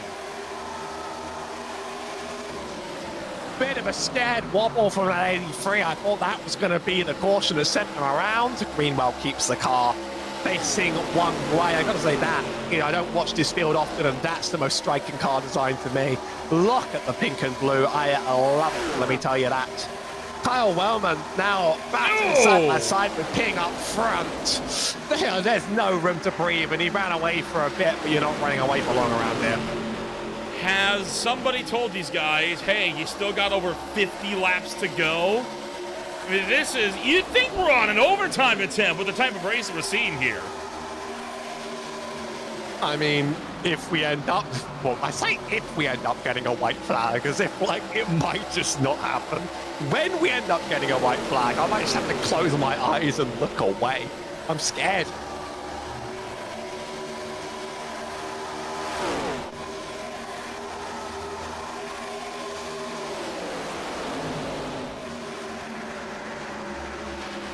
So back behind, Bassinger, Sikorsky, Gibson, and Zimmerman.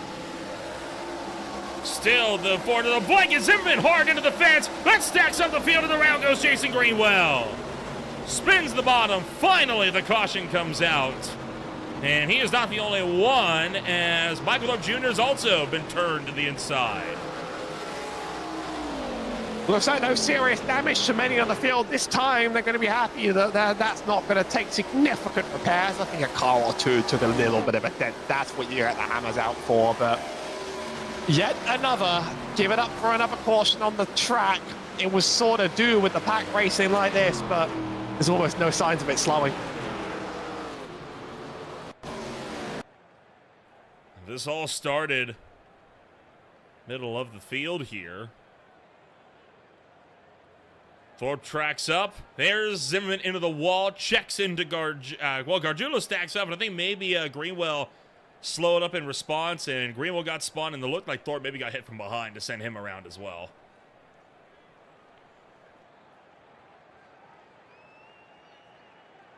Crazy amount of space you get on that infield. I mean, it hasn't stopped some people from smashing headfirst into the walls, but there are certainly some tracks that would greet you with one significantly quicker. Some of the drivers are able to sort of recover in enough time.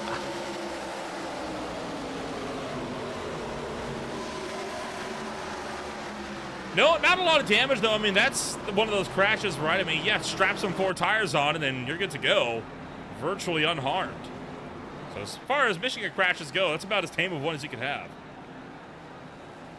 I'm sure drivers are thinking smartly about their tire allocations, but they do have to think now. There's been a lot of pit stops. 5 sets seems like a high number, but if you're accidentally changing them once too many in these early cautions, you're going to have real trouble by the end of this race now.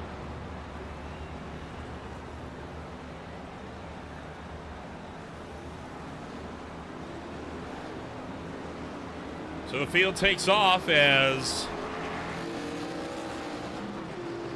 everyone in and out of pit road, and yet again, some split calls. 4 tires and fuel from most. In fact, I think only 3 drivers took fuel only. Gargiulo, and interestingly enough, Ping and Gibson on old tires too. They've been fast on them. I think they decided it's not broken. They don't want to fix it. We've lost 10 cars so far. Kevin Foster, Bob Berry, Adrian Lawyer. I'm sorry, Paul in the 24. I'll get back to you. Danny Glover, Scotty Stevens, Mark Crockett, Jeremiah Hobbs, Jordan Canfield, and Mike Massengill are 10 casualties on the track. It certainly is drying up a little bit around here. I promised I'd get back to you, by the way, Paul Satmari. That's now the last time I have to get that right today.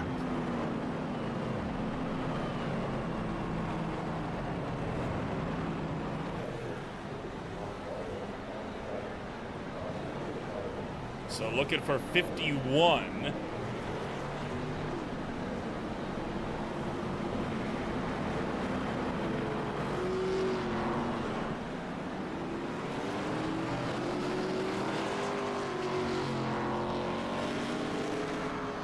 Ping, Gibson, Wellman, Gargiulo, Walker, Lakey, Nickerson, Bassinger, Sikorsky, and Zimmerman for the top 5 rows. 3 cars in the top 10 not taking tires. 39 started this race. Out of the 39, 29 remain on track. 26 still on the lead lap.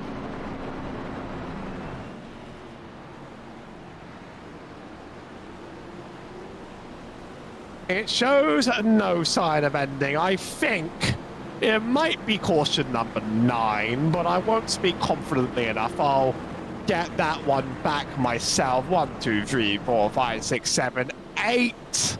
That's why you don't let me count confidently. For some reason, that number doesn't seem like it adds up to me. 1, 2, 3, 4, 5, 6, 7, 8. Oh, I thought there was an extra one in there. I'm getting caution blind out here.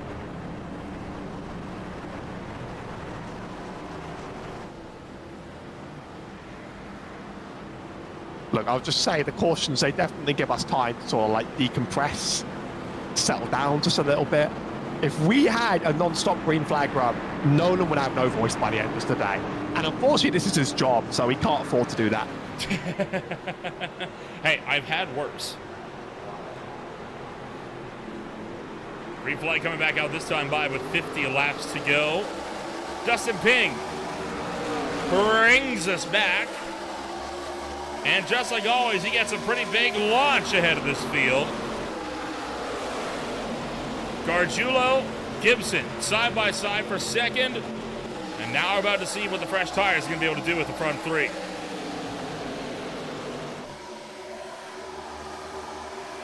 Might not add up to too much right now, but I think over the course of the run, the longer it goes, the better this gets for him. Caden Cargrio takes to the bottom in the 65 and has the lead in the mid-corner. On the exit, there is momentum building down there, more and more rubber being put down. That bottom's getting better and better, even if he's not quite clear through the tri-oval.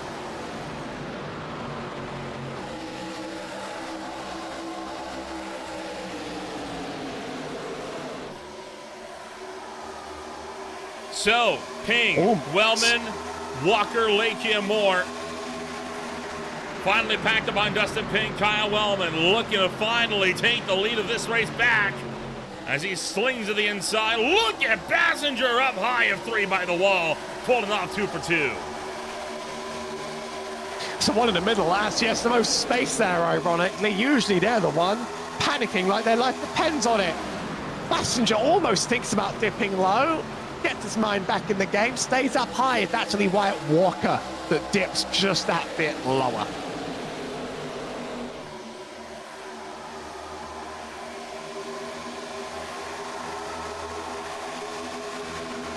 Running back into turn number 3.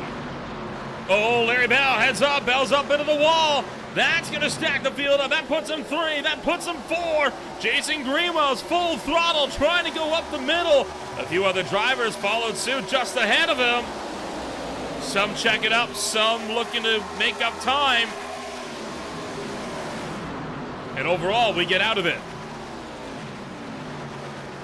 Middle of this field reminds me a little bit of LA traffic rush hour in terms of just how many cars you see around on the track. Fastest lap of the race actually coming up in this period, though. This track is getting significantly faster as these cars run on it, and I think the bottom's starting to get better and better. The 84 of David Lakey looks like it's sort of making at the gap here. They're 3 behind, slowing each other down, quite disciplined up front.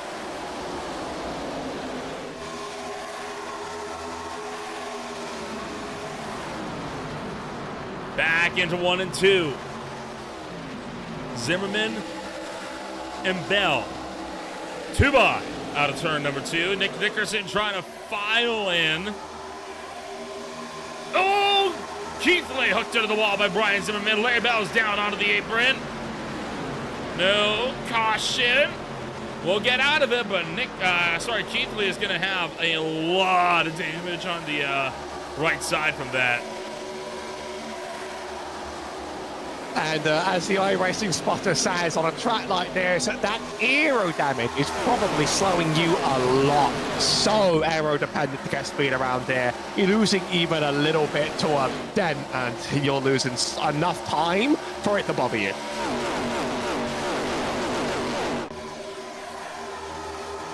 Well, really just about single file throughout the whole field for, I think, the first time tonight, with still a third of this race left to go. And they're going to quickly go back to 3 wide. Why wouldn't they? Connor Gibson down near the bottom trying to make ground. A lot of drivers that were up in the field, I think they missed being up there because they are really trying to drive through here quickly. Wyatt Walker, the only one pinned to the bottom right now. But it's getting faster and faster. This time he's painting the yellow line rather than the groove just off it. Rest of the field mostly sticking to themselves. Secrets for Passenger here, making the dive for P1. Slides across the nose of the 42. Wellman going to get right to the back bumper. And instead of going for it, he's going to try to push Passenger clear just a little bit further. I like it, right? Get some breathing room, then focus on actually securing the fight. And Passenger's going to pull just that little bit further clear as we get through 1 and 2. Now we're seeing a serious gap, though. Jason Greenwell in P7 as Rex in the back. There's missing bumpers. We're staying green. No cars backwards. There's damage all over the field, though. Brad Lawson, Sean Williams, the two drivers that are going to be forced at a pit road as a result. Now the caution flag comes out. And that is likely because Brad Lawson slowed to pretty much a stop on the back straightaway. Every time there's separation, we do it again. Connor Gibson takes some responsibility on the chat. Thinks it was him. Ooh, well, I can see why. Got into the 85. That hooked him hard into the wall with the 89 car. Look at everyone scrambling. Again, could have been far worse than that ended up being.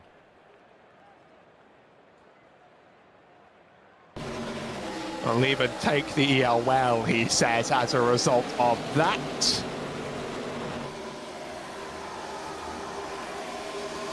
Boy, Jamesy Fogg really had to pedal his number 88 car down into the infield. May have been an overreaction from him. This is what EFOS saw.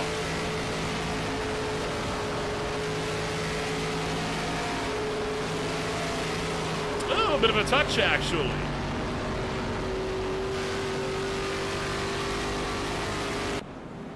Field split on pitting or not.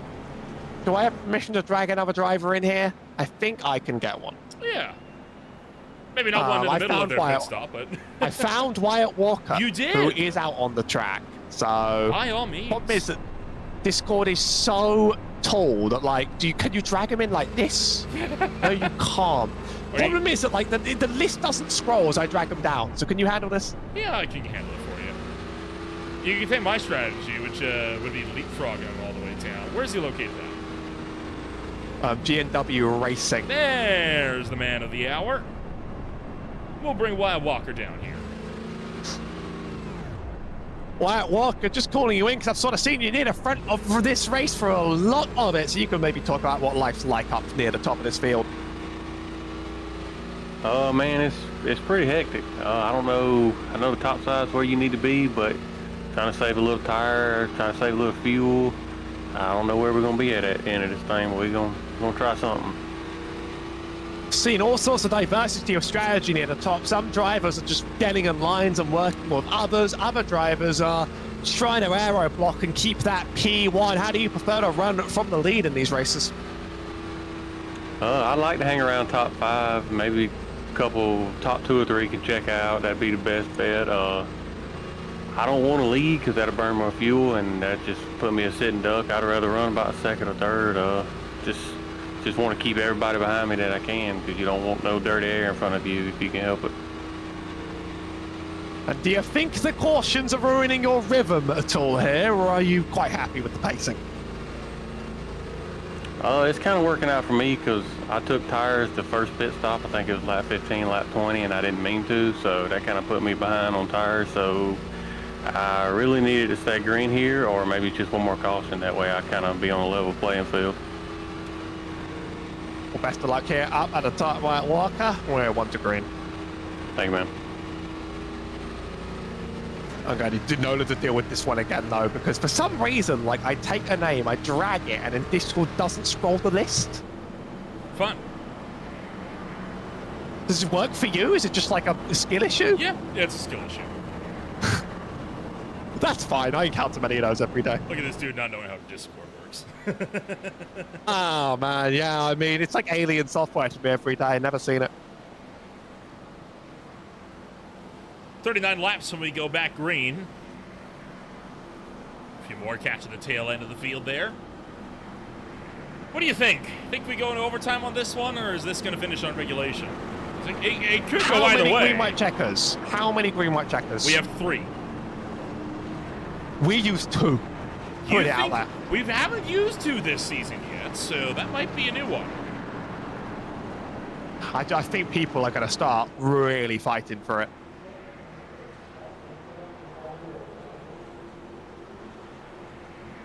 Well, the field going to work into, the pace car going to work into pit road. As Bassinger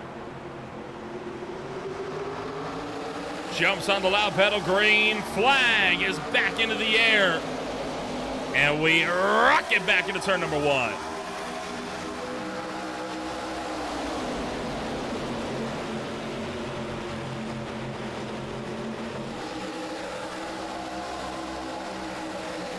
Oh, Lakin landing on Wyatt Walker's door, got him sideways. He was able to straighten it out, but now 3 wide for second, and Bassinger tearing away with over a 0.3 of a second gap. Not seeing that Taco Bell car at the 37, William Martin up near the front. I think he's just taking advantage of circumstances in this case. One of the standouts that I just haven't recognised. We're starting to see quite a few of the same drivers near the top very, very often. And some very recognisable cars. Christopher Bassinger, 4 attempts, he's running. Oh boy, and William Martin, unfortunately, having some connection difficulties as well, which is making him extremely unpredictable, which is not something you want when you are in close quarters fighting with this field, especially when you're 3 wide like that. Because if the cars below you all of a sudden hear just 1, they think you may have backed out.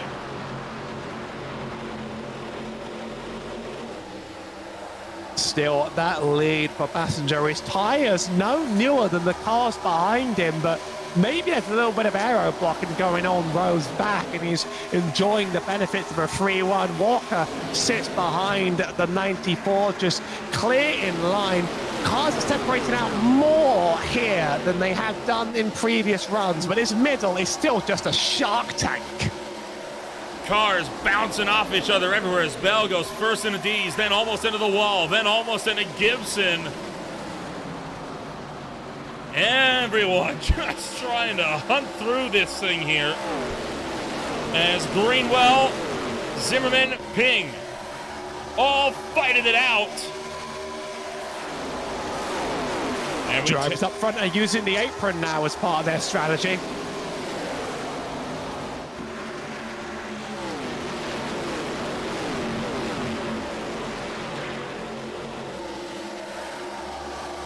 Plenty of strategy still yet to be decided, but I think this race is going to be one determined more by raw pace than anything.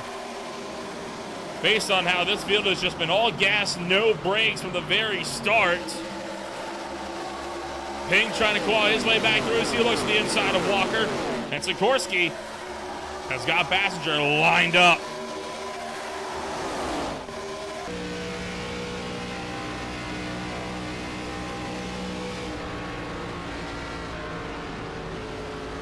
Those traces aren't totally accurate because I think at any time you're off the gas, it thinks you're off completely, but it means there's a lot of, this is not a full throttle around that tri-oval at all. Here, there's a very good save in the field reported on by Michael Thorpe Jr. Just heard that what a save, but it's probably near the back of the field. There's some scary moving going on near the back. There's some scary driving, but up front, they're enjoying peace and tranquility. Well, I mean, they were, and then Sikorsky and Bassinger decided to get into the mix and bring all the party with them.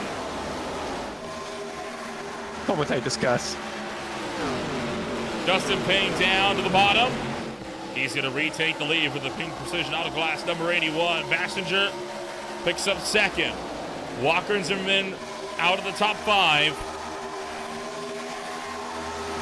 Just about second follow all the way back through the field as Zimmerman drives down low, putting Lakin Walker 3 by.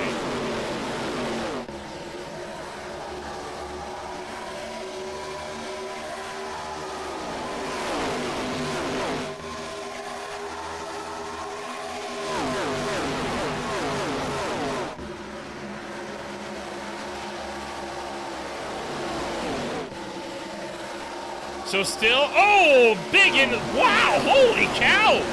One goes, everyone follows. There's about 4 or 5 cars just trying to knock the fence down at turn 2. Maybe if they all hit the safer barrier, they'll finally be allowed to escape sooner. It's only 20 more minutes of green flag running. You guys can do this. Dustin Ping. How is he flying like this? The gap is a second. And the reason why is because Lakey pounded the fence down into that last lap, and that has checked him up into the entire field. Name someone that wants this race to stay green now. The driver that's just going to run around entirely by himself for the win. Now, the problem he's got is if Zimmerman, Lakey, or others can get linked up, they could still run him down. It is possible to do. It's difficult, but it is not impossible. That said, these drivers have got to stick together. Right now, they are not doing that at all.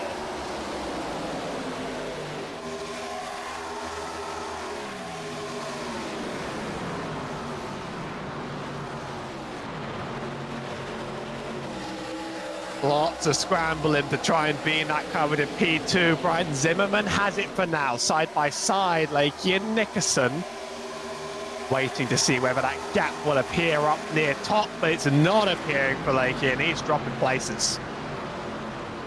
And the gap up to Dustin Ping only grows every lap. Zimmerman into the wall again, and now 3 wide for second. 30 laps to go. Zimmerman up high. Lakey in the middle. Nickerson down low with no help. And the double file for second is now allowing Ping's gap to walk out to over 4 tenths. Over 1.4 seconds. There we go. And threatening to be about 1.5 seconds before long.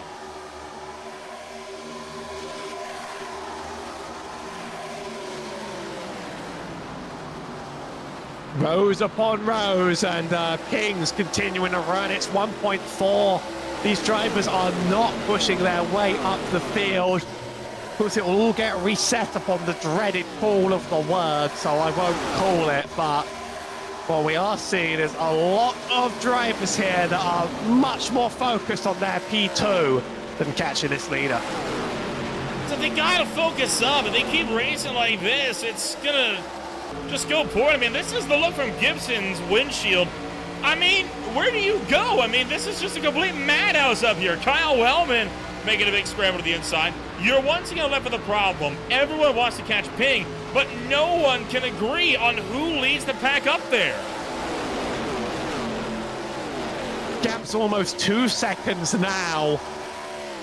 I mean, we sometimes see photo finishes. Imagine the very opposite on one of the draftiest car track combos on this YouTube channel. Well, you never know. Could go the either way. Again, 1 yellow flag, and that 2-second lead evaporates. And then it's just an every man for himself slugfest. Oh, there it is! John Osborne's into the wall! Jaden Hopp goes spinning down to the inside. Caution comes out, and Ping is going to be livid with that. You're not allowed to talk back portions anymore. It's done. It's locked. Put him away. Oh, worst time there for Dustin Ping. And that started with John Osborne. He just kind of drifts up on him. That spins Hop to the other side. Oh, Osborne, a big hit to Michael Thorpe Jr. Then Thorpe out of control. He's going to slide right into the field and take out Ethan Sikorsky with a big impact. Oh, Gargiulo just getting through the inside of that. Bit of debate on the chat. Race controller asking them, you need to save it for after the race as ever. Meatball flag for William Martin. I was talking about him earlier, but that's the end of that, I guess. No more purple Taco Bell up the front. 25 laps in on David Lake means I expect him to take tyres. Oldfield's coming in to stop again. This, if we stayed green, which is one of those things that hasn't been happening, could be the last stop. Just a look from Gargiulo. Slammed the brakes to avoid the initial incident, then has to slam the brakes again and crank the wheel hard left to avoid Thorpe coming down the racetrack. The joy and magic of slowing down in a wreck. It can do you wonders. Take that save one your to your race. next race.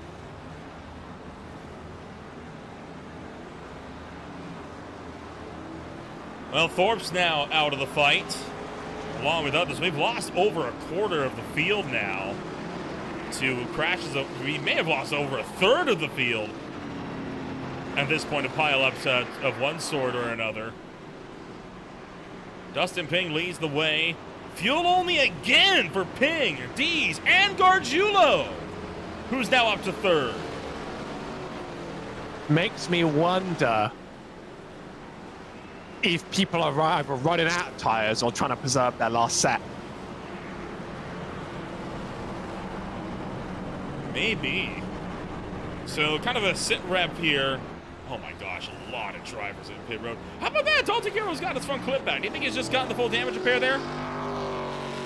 That car looks like it's got a clean bill of health. He's had enough cautions for it now. Reintroducing Good job. Dalton Kilroe. Lost the first challenge. Here he comes. Does it count if he's in 17th already? How much attrition? Enough for him to be in 17th right now. 39 cars started this race. Out of the 39 that started, right now, there are only 24 still on the racetrack and only 21 on the lead lap. Drivers that are out of the race for sure: Massigill, Canfield, Hobbs, Crockett, Stevens, Glover, Satmary, Loya, Berry, Foster, Lawson, and Williams. Drivers that might be out of the race include Thorpe, Osborne, Martin, and everyone else is still out there and circulating. We've lost almost half the field.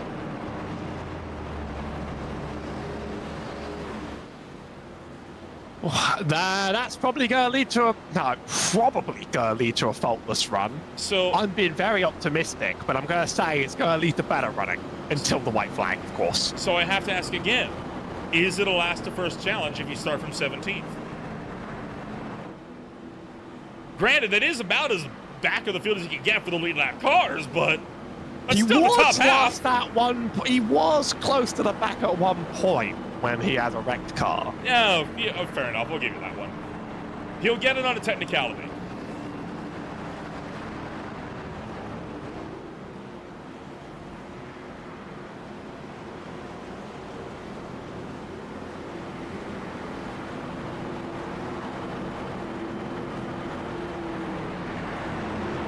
Coming around 3 and 4, 24 laps to go.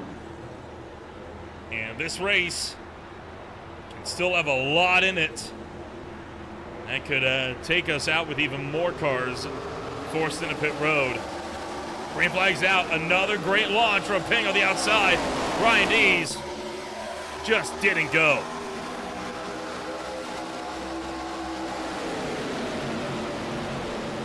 Dustin Ping will be let down if he does anything but win this race, but he's going to earn it again. Nick Nickerson, seen his car around the field all day today, but only in the last couple of rounds has he really been striking up near the top.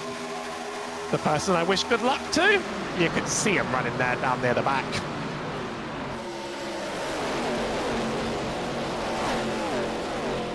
Coming up and around to the front straightaway. Gibson, bit of a wobble. He's able to gather it up. The field running it back into turn numbers 1 and 2. Connor Gibson looking for 3 over the middle. Greenwell looking for 3 wide up the middle. Zimmerman tried to go for the lead. He'll instead be put 3 wide for second on the backslide.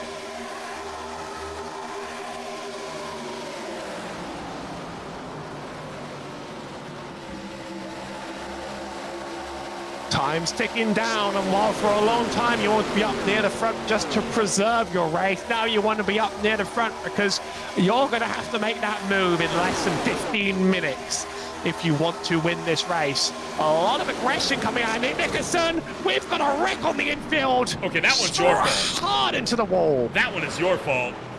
Through and through. It always is. It always is. Look, I've had 2. It's only fair you take that one because you were just in the process of talking about how important it is.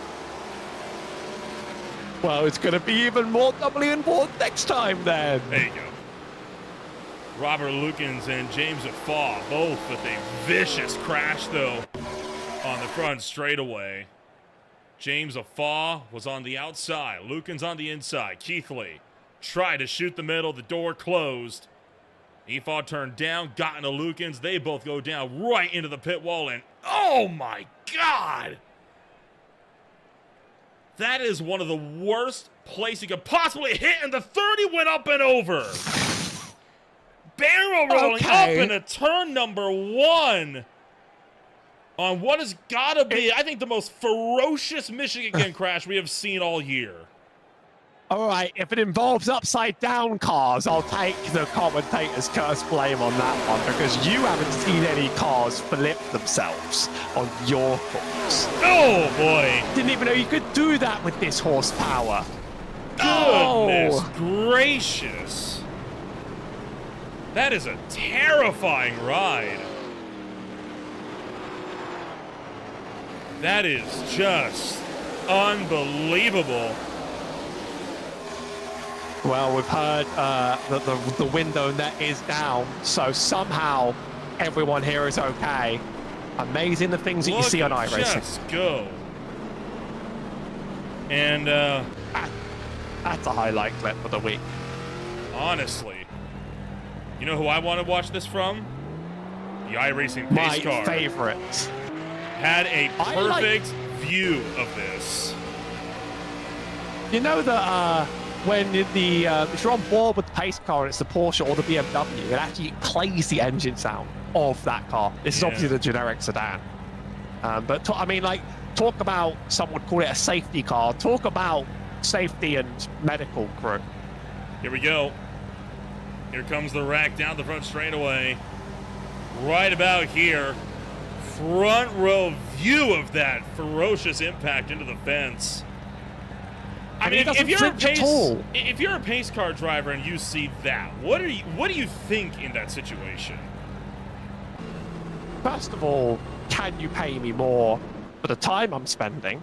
And number two, well, he didn't flinch at all, did he? No. I mean, he's pretty. Stoic. He's pretty. He has seen some like career enders. Look at that. He Not doesn't even react. phased. Just another day at the office, really, you know. I like that that's an angle you have. Really like that. Didn't realize that Whiplash did pace car cams. Well, sometimes you got to break out the good stuff. I think, the first thing that would go through my mind is, well, I'm glad I wasn't situated about 100 feet up the wall. That's the sort of clip that reverberates on YouTube from someone in the stands that was right there, right place, right time, get the camera out. Oh, yeah. See it unfold. That car gets put in a museum after the fact for innovations and driver safety. Which one? The 88 or the 30? Whichever one that they'll let you have. Fair enough. Oh, man. I mean, what a frightening impact. And I mean, this is what the 30 saw. You're going to see here, right? I mean, just, you can only do so much in that situation. TJ Buck in the YouTube chat has an interesting thought about the PTSD from the pace car team. They have, they've seen, maybe not even from just today, but like they've seen things, They've seen things. And also, credit to the marshals, of course, for the amazing cleanup and barrier repair. There you go. They do it faster than in real life. It's almost like we're in a video game. Nah, this is better than real life. That is one of those crashes where you look at that and you're grateful it's just a sim. Because I mean, that could be a career ending. Well, 18 laps, and Howie, something tells me we are not done yet. As the pace car driver pulls back down, and Gibson will take the field back to green.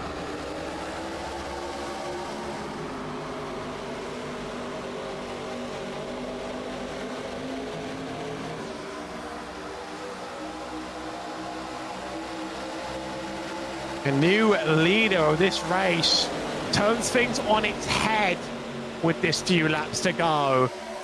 It's going to be a very different complexion out there, but I bet our last leader is going to try and push his way back up into it. Brian Zimmerman making a quick duck to the inside. Trying to send that one up from the bottom. Gibson tracking up nearly into the outside wall in turn 4. Able to wrestle it back. Now it's a race as we get down the front straightaway. Gibson back to the bottom. Trying to power back through to 1. Any illusions of working together are over for these drivers now. It is be in front and try to stick in front for when it matters. And you're seeing that come out from these drivers. I'm not saying this is going to get me in trouble, but with about 11 minutes of green flag racing to go. Yep, you've done it now. All right. You want to be there. You want to be there. You've heard it first. We get into the caution. It's not on me. It's on Howie. He did it first. I didn't say it. Always on me. It's always on me. Even when it's on you, it's on me because I was here. There you go. See, now you're getting how things work at Green Flag TV. It's never my fault because I pay the bills. You think you pay for the wrecks as well? Oh, God, no. That's the teams. Very true. Kyle Wellman trying to push Brian Zimmerman clear while Nick Nickerson wants to go. Look at him send that thing to the bottom side. Bassinger trying to Larson it up top right by the wall. And now 3 wide for the lead of the race with 15 laps to go. Whoever wins this is going to have a story to tell. I think there's 5 in it with the shot. It's 2 and then it's 3 and then there's a gap. I think it'll be one of the top 5 right about now, although... Oh, here comes the next caution, the 31 turn by the 2. Gibson goes around, a hard hit for Keithley as he plows in. The 2 slides down, he keeps it off the inside wall. And what was looking to be a relatively tame crash quickly escalated. And, well, mate, we're 2 for 2 now on both of us. So who wants to take a chance on going for the hat trick? More dead cars. More dead cars. Sacrifices to the great car compactor in the sky. Started up here with Nickerson, Bassinger, and Gibson, just 3 wide. Everybody condensed into the same piece of real estate. The 2's just full throttle, trying to drive through the 31. Kilroe got into it, Coruscant got a piece, and then here comes Keithley. Boom! Right into the passenger door. If I had $1 for every race I worked on this week with 10 cautions, and thankfully you're paying me more than $1 for it. But if I had $1 for every race I've done this week, more than 10 cautions, I'd have 2, which isn't much, but it's weird that it's happened twice, given the day of the week that it is, you know, like, it's Tuesday, come on. Or should I say Tuesday, in it, for the fans at home. Thank you very much. Yeah, you said it, not me. Someone in the chat was going to do it. You might be respectful, but, you know, there's animals out there, you don't know. Keithley flying in, just unsight. I mean, he couldn't really see through the smoke until the last second, and at that point, just too late. Well, with more cars down pit road, more drivers are going to look to stay out as well. We're going to take ourselves one final step away, and we'll be back with the remainder of racing action from Michigan in a few moments.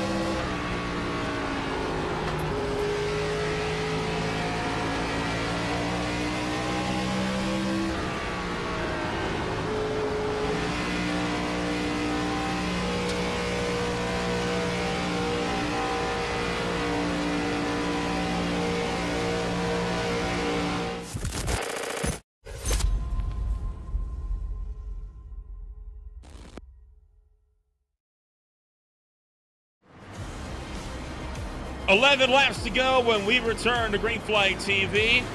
If you're just tuning in, welcome back to the show. My name is Will Remble alongside Howie Burrows. You're in the closing stages of what has been a bloodbath at the Michigan International Speedway, for lack of a better term.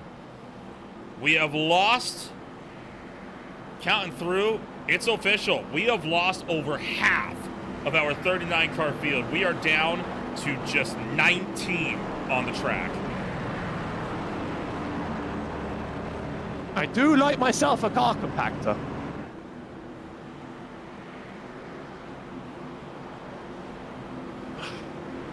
Next 2 races in the regular season, a lot less drafting, let me tell you that. Although Charlotte's pretty tight, so it can still go a bit wrong. 11 to go.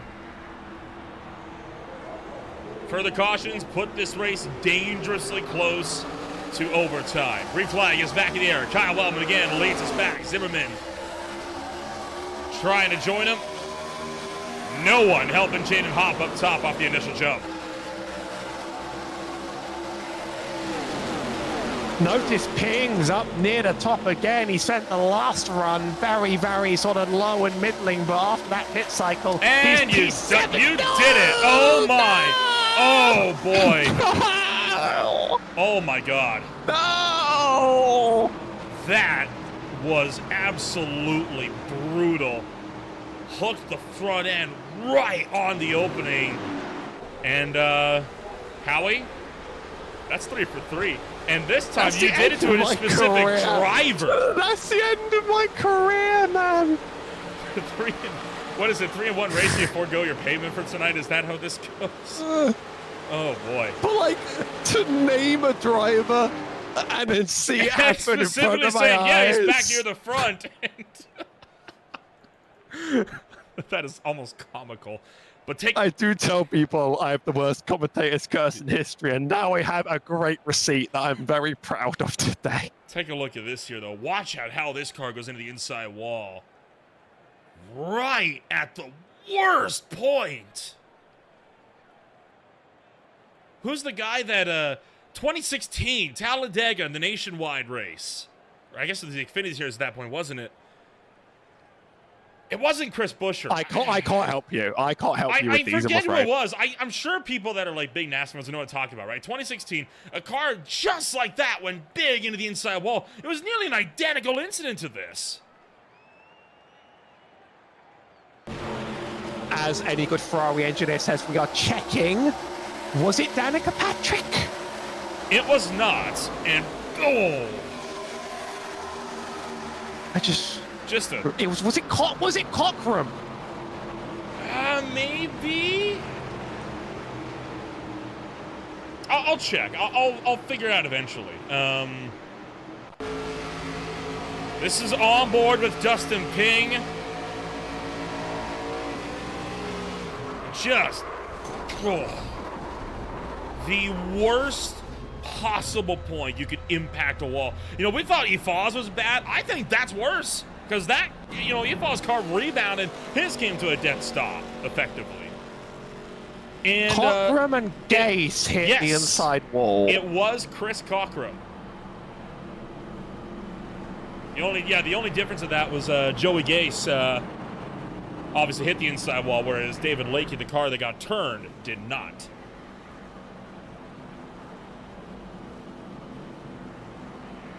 Boy, I didn't think I would be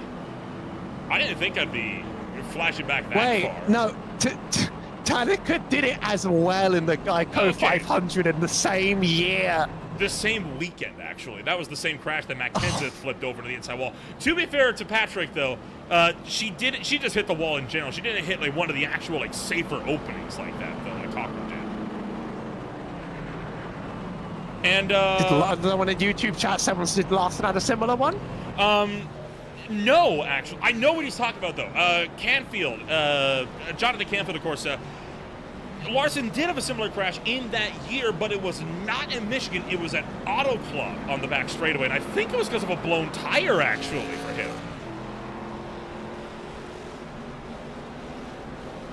Or if he has had a similar crash where he hit an opening like that, then it's lost on me. these inside walls claim victims even when they give you endless space, I think. I mean, I did look at the Well, here's the schedule. thing, There is... You look at how There is much a super room speedway. is down there, right? I mean, like how much room is down there, but you get a car firing down there over 180 miles an hour. You realize that's not that much room when you really get up to speed here. They should put a little stunt jump in there. You get bonus points if you hit it. Go for a hoop. Let's just put it this way. At first, the safety barriers were along the outside wall. The reason why they're on the inside is because people hit them, and they didn't think they could. Basically, like, if you create a safety innovation, society will find ways to need it. I was always okay with the F1 Halo when it was introduced, but do you ever think no incidents that it would have saved people lives from, and then it happens and saves like 3 in 3 years? People just find ways, okay? Even with the safer barriers, Jeff Gordon was infamous for finding places where there was no safer barrier to hit at the hardest point. Atlanta, 2015. Las Vegas, 2008. I could go on, right? I mean, he's known for that. Dale Earnhardt Jr. at Texas, I think in 2013, if memory serves me right. Green flag is back out into the air. We got 7 to go.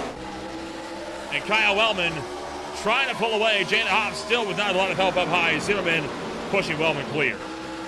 And Hopp is turned. He almost saves it, but he doesn't. Another Jaden brutal crash. Jaden almost gets that in a straight line. By the way, I won't quote people, but people in the voice chat are now really, really fed up. I wonder why. There's no possible reason. There's no possible reason. This is the platonic ideal of what a race should be. Ay, ay, ay. Okay, but back when I was 8, I just liked it when cars crashed, and I would have made an amazing caller for this race when I was 8. Let me tell you that.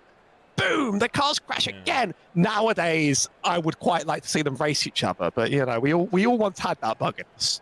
Zimmerman just plowed in there, kind of. 2 lines coming together. Wyatt Walker got it big.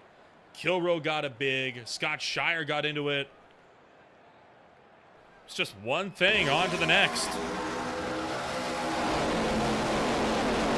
Should I get my caution count again? Here we go.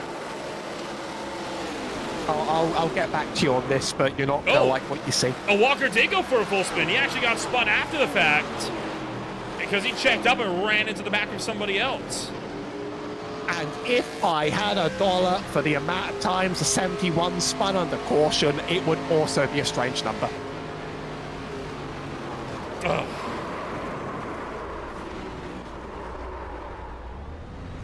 Credit to Walker. This one you can't pin fully on him, at least. It is strange that it happened twice.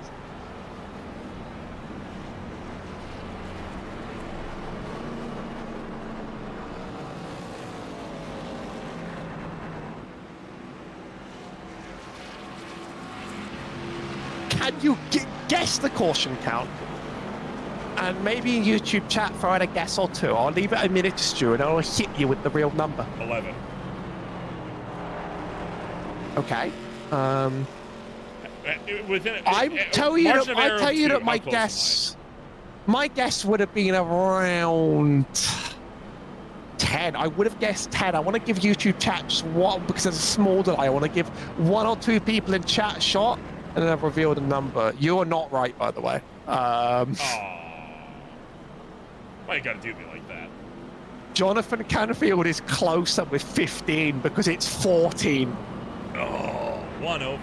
But by Price is Right rules, I still win the prize. What do I win? A brand new car that has a maple flag in the pits right now. Oh, no. I don't know anything about mechanics. I can't fix that. Review committee probably doesn't have the time in the world to review this race. You all get end of lines next week. Kind of going through the sit rep again. Again, 39 cars started this race. Do you want to take a gander on how many we got left? And no, you're not allowed to count because I know you can do that. Unfortunately, I was looking just a bit before you asked. Leave it up to one or two people in chat, though. We'll find out. I would have guessed. I would have still guessed around the third 25 mark, and I know I'm off. By the way, the 00 car, Jaden Hop, look at that. Look at the 00. Okay. So that's 4 for you now. But that car's... No. I was looking at the car, it was crab walking. And so I drew your attention to a car that was crab walking and it was going to spin. I don't accept this one. He does have a black flag as well, so Hop's just trying to make it to the checkered flag. Unfortunately, with that, I wouldn't think he got that black flag by crossing onto the racetrack. That's not going to fly. Like, I just, the crab walking car was going to spin, but the way it moves around these corners, it's not actually turning. It's just sort of like pointing up the track. That is terrifying. Jonathan Canfield says he's sideways. He's sideways on the track as they approach. No, he's returning to pit lane. Yes, getting multiple black flags for this. Jonathan Canfield says that I win the seat of the 16 if I can fix the front steering. I can't fix the front steering. I don't know anything about mechanics. This all-new Arca Toyota Camry was raced at Michigan. You get it in the condition, you keep it. Congratulations on your prize. 3 laps, another caution puts this race into overtime. We are down to just 17 on the racetrack and only 14 on the lead lap. Green flag is back in the air. Kyle Wellman jumps clear. Zimmerman second, Passenger third. Do we make it to the white flag? This racing may or may not be good, and it may or may not end well. I'm just setting myself up so I can't curse this. 3 wide towards the back. Passenger trying to squeeze Zimmerman. Zimmerman's put to the wall by a bad bump from Jason Greenwell. That's going to send him high in turn number 3. Kyle Wellman still pulling clear, looking for 2 to go. This time by Wellman. Looking to take this one home with no one able to contend. And there goes Brian Dees. Dees spins her down low. This could stay green. It will stay green. No, you're kidding me. No way. That stays green after we threw 2 for cars being stopped all the way by the inside wall earlier?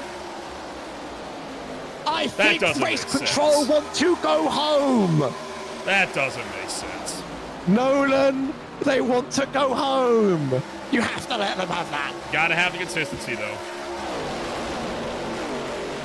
Coming off of turn number 4, white flag in the air. Kyle Wellman trying to take it back. Passenger, does he go for glory or does he look to try to push Zimmerman clear? He's gonna go for glory. He wants to go for second himself. Zimmerman to the back bumper. Looks slow. Jumps off Passenger into turn number 1. Brian Zimmerman to the point in turns 1 and 2. Wellman trying to drive back off the top shelf in turn number 2. Passenger still holds the inside. Still trying to drag the 42 back. 22 car still up at the front. Brian Zimmerman, can he hang on into 3 and 4? Passenger goes full send, tracking up for the bottom. Zimmerman's up high. Greenwell's 3 wide in the middle. Passenger clears. Does anyone catch him down the front straightaway? They will not. Christopher Passenger takes the win from the Michigan International Speedway. Am I thankful we get a great finish? That could have been anyone's game on the end. Passenger earns it back when I thought he wasn't quite going to make it. Whoever made it to the end deserves an award.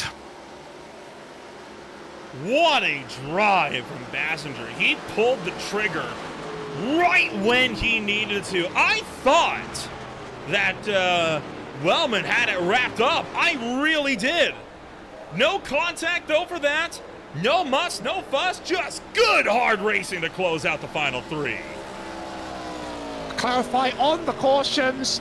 Jonathan Canfield says they have stopped throwing manual cautions. Every caution this race has been automatic. Interesting. There are some strange ones then. There were some strange ones, but iRacing does go. Maybe the refresh theory is true, and you've actually got it in my head. Probably. No. It probably is, honestly. Well, holy cow. What a... Oh boy. What a night.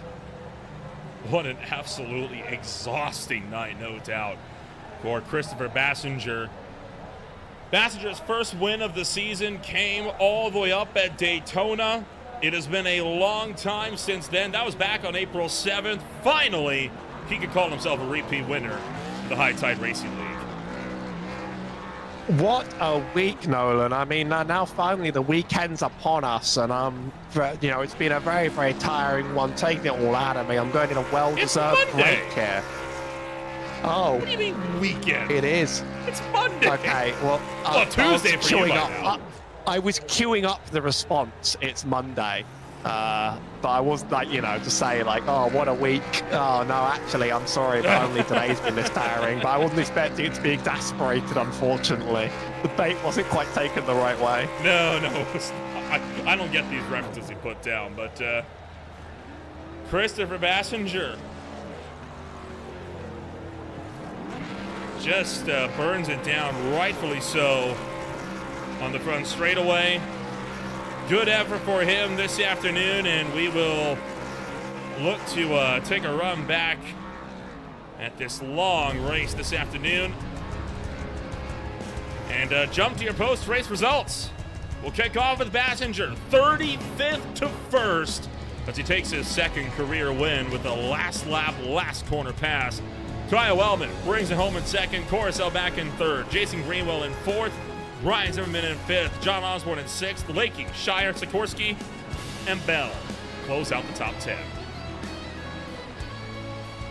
Would you believe that 39 drivers enter today? Wyatt Walker finishes 11th, Caden Cargulo finishes 12th ahead of Dalton Kilroe, Brian Dees, Michael Keithley. Now here come the DNS, Joey Neese, Jaden Hott, Tanamar, Dustin Ping, I'm so sorry, and Benjamin Lacey in 20th.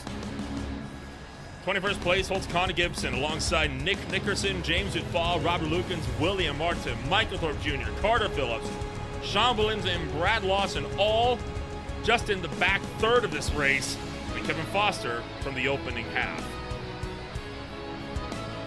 And still more to go. Bob Berry in 31st, ahead of Adrian Lawyer. Paul Setmurray, I got it. Danny Glover, Scotty Stevens, Mark Crockett, Jeremiah Hobbs, Jonathan Canfield, and Mike Hassengill, who probably quit out early and didn't quite know what would have happened ahead. Oh boy. What a journey that this was here this afternoon. Definitely a race to forget for many. Well, it had the thrills. It certainly had the spills. And we got a storybook in there with our first, one of our new repeat winners of the series as well. Trying to track down if we can find your race winner here, Christopher Bassinger.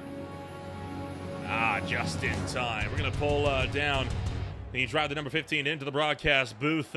Chris, second win of your High Tide Racing League career. The first one came for the season opener at Daytona. How does it feel to finally be back on top after such a long period? Wow. I gave it my all. You guys just gave it my all. Like, that was one of the most grueling races. I had to pee the whole time. A little TMI there, but pretty bad right now. But we made it through. We didn't pee the seat, so everything's good. But wow, I mean, that was one that I had to fight for. I was on old tires. I had some guys on fresh tires behind me, and I knew I had to send it on that last corner. Well, we drive it home after the end of the night. It was a run from 35th to 1st for you. Kind of talk us through this absolute, almost like a car pileup, a wreck of a race as you drive it all the way from the back of the field to take the win. Yeah, I think it was pretty, it sucked. You know, I hit the wall both times, both laps hit the wall, and I was like, you know what? I'm just gonna put my head down and anything can happen, and it did. You know, just avoiding wrecks, and you know, on that early run I drove all the way up. I was up 30 spots on the first run, the first like 20 laps. So, you know, just taking risks. I mean, if I didn't take a lot of the risks I took that race, I wouldn't be where I am now. So I learn a lot every day, and it's truly special, especially, you know, what's happened the last couple weeks in High Tide. You know, not the best results, and but it's really great. It was worth the wait, and it's great to be back in the victory lane. Coming on up next, 2 races to go. It's, of course, going to be the Charlotte Motor Speedway and the Phoenix Raceway. Your opinions on the 2 races coming up to close out the regular series season? What can we expect to see from the 15? More than excited, guys. More than excited. Phoenix is my home track, so that's always fun. I hold a lot of speed at Phoenix. You know, Charlotte's a different animal though, so we're really just gonna have to put in the work, practice a lot, and man, oh my gosh, guys. I will wish you the best of luck when we go racing next week. Congratulations on a hard-fought win tonight, and we'll see you again a week from today. Thank you, guys. Thank you for the amazing broadcast. I listened in a little bit, so you guys always do. And I know Howie, you know, it's your first week, I think, broadcasting us. I mean, you did a great job. I was telling them in the team channel. You guys just did awesome. And again, in the chat, thank you, Maddie. Our 1 year was yesterday, so this one was even extra special for us. So, you know. Well, we'll look to thank you again for the kind words, and we'll see you next time around. See ya. Christopher Bassinger comes home number 1 at the end of the night. We'll move on down to Kaya Wellman, a driver that fought hard, was up front all night long, had to go for the back to the front as well in the middle of the race. Howie, you're standing by with number 2. What a race. It feels like we've been here for a million years and we haven't quite. Talk us through how that felt for you. Man, it didn't even feel like it was that long just because there's so much action. Man, the car was fast, felt fast. Didn't feel too good in practice or qualifying, but once the race started, it was a rocket ship. Felt great. Honestly, thought I was probably top 3 fastest all race long, but just had to lead for a while. Led the second most laps. Ping beat me out by 1 lap. And it's just being the leader here. You're a victim to the draft because I could pull away from them in the turns, no problem, even on the exit. But then they get that draft. And they close half a second on you, and they can do whatever they please with you there. And that's basically what Chris did there on that last lap. I was hoping we could pinch him down a little bit, but Zimmy pushed up high. He's my teammate. Me and him working together really well there on the end. Hoping to get a 1-2 finish, but just that draft, Chris had one heck of a run and threw it in all the way down into turn 3. And had us cleared. We were all side by side at that point, so we were all side drafting each other. Couldn't do anything with them. Well, before we move on, you told the story of a lot of your race there. It's very hard to add anything on top. Any other thank yous or shout outs? Yeah, just gotta shout out my teammates at 5 Kings Motorsports. 3 of us finished top 10. Tanner got wrecked out, unfortunately. He was trying to make a comeback. Then we got my company, photography company called Tripods in the Wild. Brian Zimmerman's company, USAFirearms.com. And we got EPI Setup Shop, BAM Racing Videos, and you guys up in the booth putting on great shows every week for us. Well, thanks very much for racing, Kyle. And enjoy the finish for what you have, because not many even have quite made to the end, let alone to the top 3. Yeah, it was a little reckless out there tonight, but you'll have that with these drafting packages. That was Kyle Wellman, who I'm even struggling to drag up one channel. I don't think I have the admin rights to do it. There I'll leave go. you with Nicholas Coruscant. Nicholas Coruscant will come home number 3, the driver that took the second most spots of the night, 31 spots up. Nick, a wild ride for you here this afternoon. I think, correct me if I'm wrong, I think your first time on the podium here on Green Flag TV, is it not? It is. Well, in that case, welcome to the booth. Appreciate it. Last time you guys had me up here, somebody tried to jinx me to wreck. And, hey, well, this time around, no such jinx for you this afternoon, though not for lack of trying for the rest of the field. Talk us through your journey, starting from the tail end after not putting down a qualifying lap to driving all the way back up here to come home third in about a 4-wide finish for second. Yeah, my journey through the whole race is just staying in the back and just watching the carnage happen and waiting till about 20-25 to go, and then finally deciding to go. So just sit back, watch everybody be stupid and make stupid moves, and then make a good move at the end. Overall, a stellar drive for you here this afternoon. Do you reckon this might be a spot you can find that number 40 car at yet before the season is out? We'll see. It all depends on how it plays out. A lot of these are drafting tracks. If we get long green flag runs, I'm way better at that. I'm not much of a hot lapper. Hence the reason I usually don't qualify. But you give me about 40 laps on the set of tires and usually I can start passing people. So I just need green flag racing to happen. All right, well, we'll wish you the best of luck when we go racing next time out. Who knows? There's a long way still to go, and we'll see you when we go racing once again for the High Tide Racing League. All right, thank you, guys. That was Nicholas Coruscant joining us up here in the broadcast booth. Howie, that is going to be it for our post-race interviews, but an exhausting race. And again, I think Demo Derby, Bloodbath, whatever you want to call it, this is a race that I think the league is going to want to move past as quickly as they possibly can. But still, a long way to go in the series, and who knows what else is in store for us over the next 2 weeks before playoffs. Dustin King led the most laps with 39, but not really because our pace car led 42. You might as well call it yellow flag TV out there, but that sure was what happens when you put 39 ARCA cars on Michigan. I will honestly say we had fun. I think we had fun. I'll even speak for you in that instance in this case. These things happen to these really, really big leagues, and at the end of the day, there were great moments to look out for and a really fantastic finish. Well, still a long way to go yet in this championship before it's drawn to a close. Next week, it'll be a swing back around to more here on Green Flag TV. Before we get to that, though, plenty of action still yet to come. We'll be racing over at Las Vegas Motor Speedway tomorrow night with the OSRO Gold Series with the Transits 150. A triple header on Wednesday with the Global IndyCar Challenge out at Iowa, alongside the Premier Sim Racing Sim Game Expo Truck Series and the Beer League season opener over at Phillip Island on Wednesday night. Thursday night, a doubleheader with the Average Joe Sim Racing League at Talladega alongside the Highline Diecast Collectibles Speed Cup Series at Dover. Bolt is back for more with racing all throughout the weekend, straight back through to Monday. If you want to find out more about who we are and what we can offer you, check us out today at www.greenflagtv.com. As always, my name is Lola Rambo, tonight joined alongside Howie Burrows. Thank you all so much for joining us. More racing action here on Green Flag TV. What a wild one this was tonight, and there is still plenty to be had before the season is out. We'll see you when we go racing again on Green Flag TV.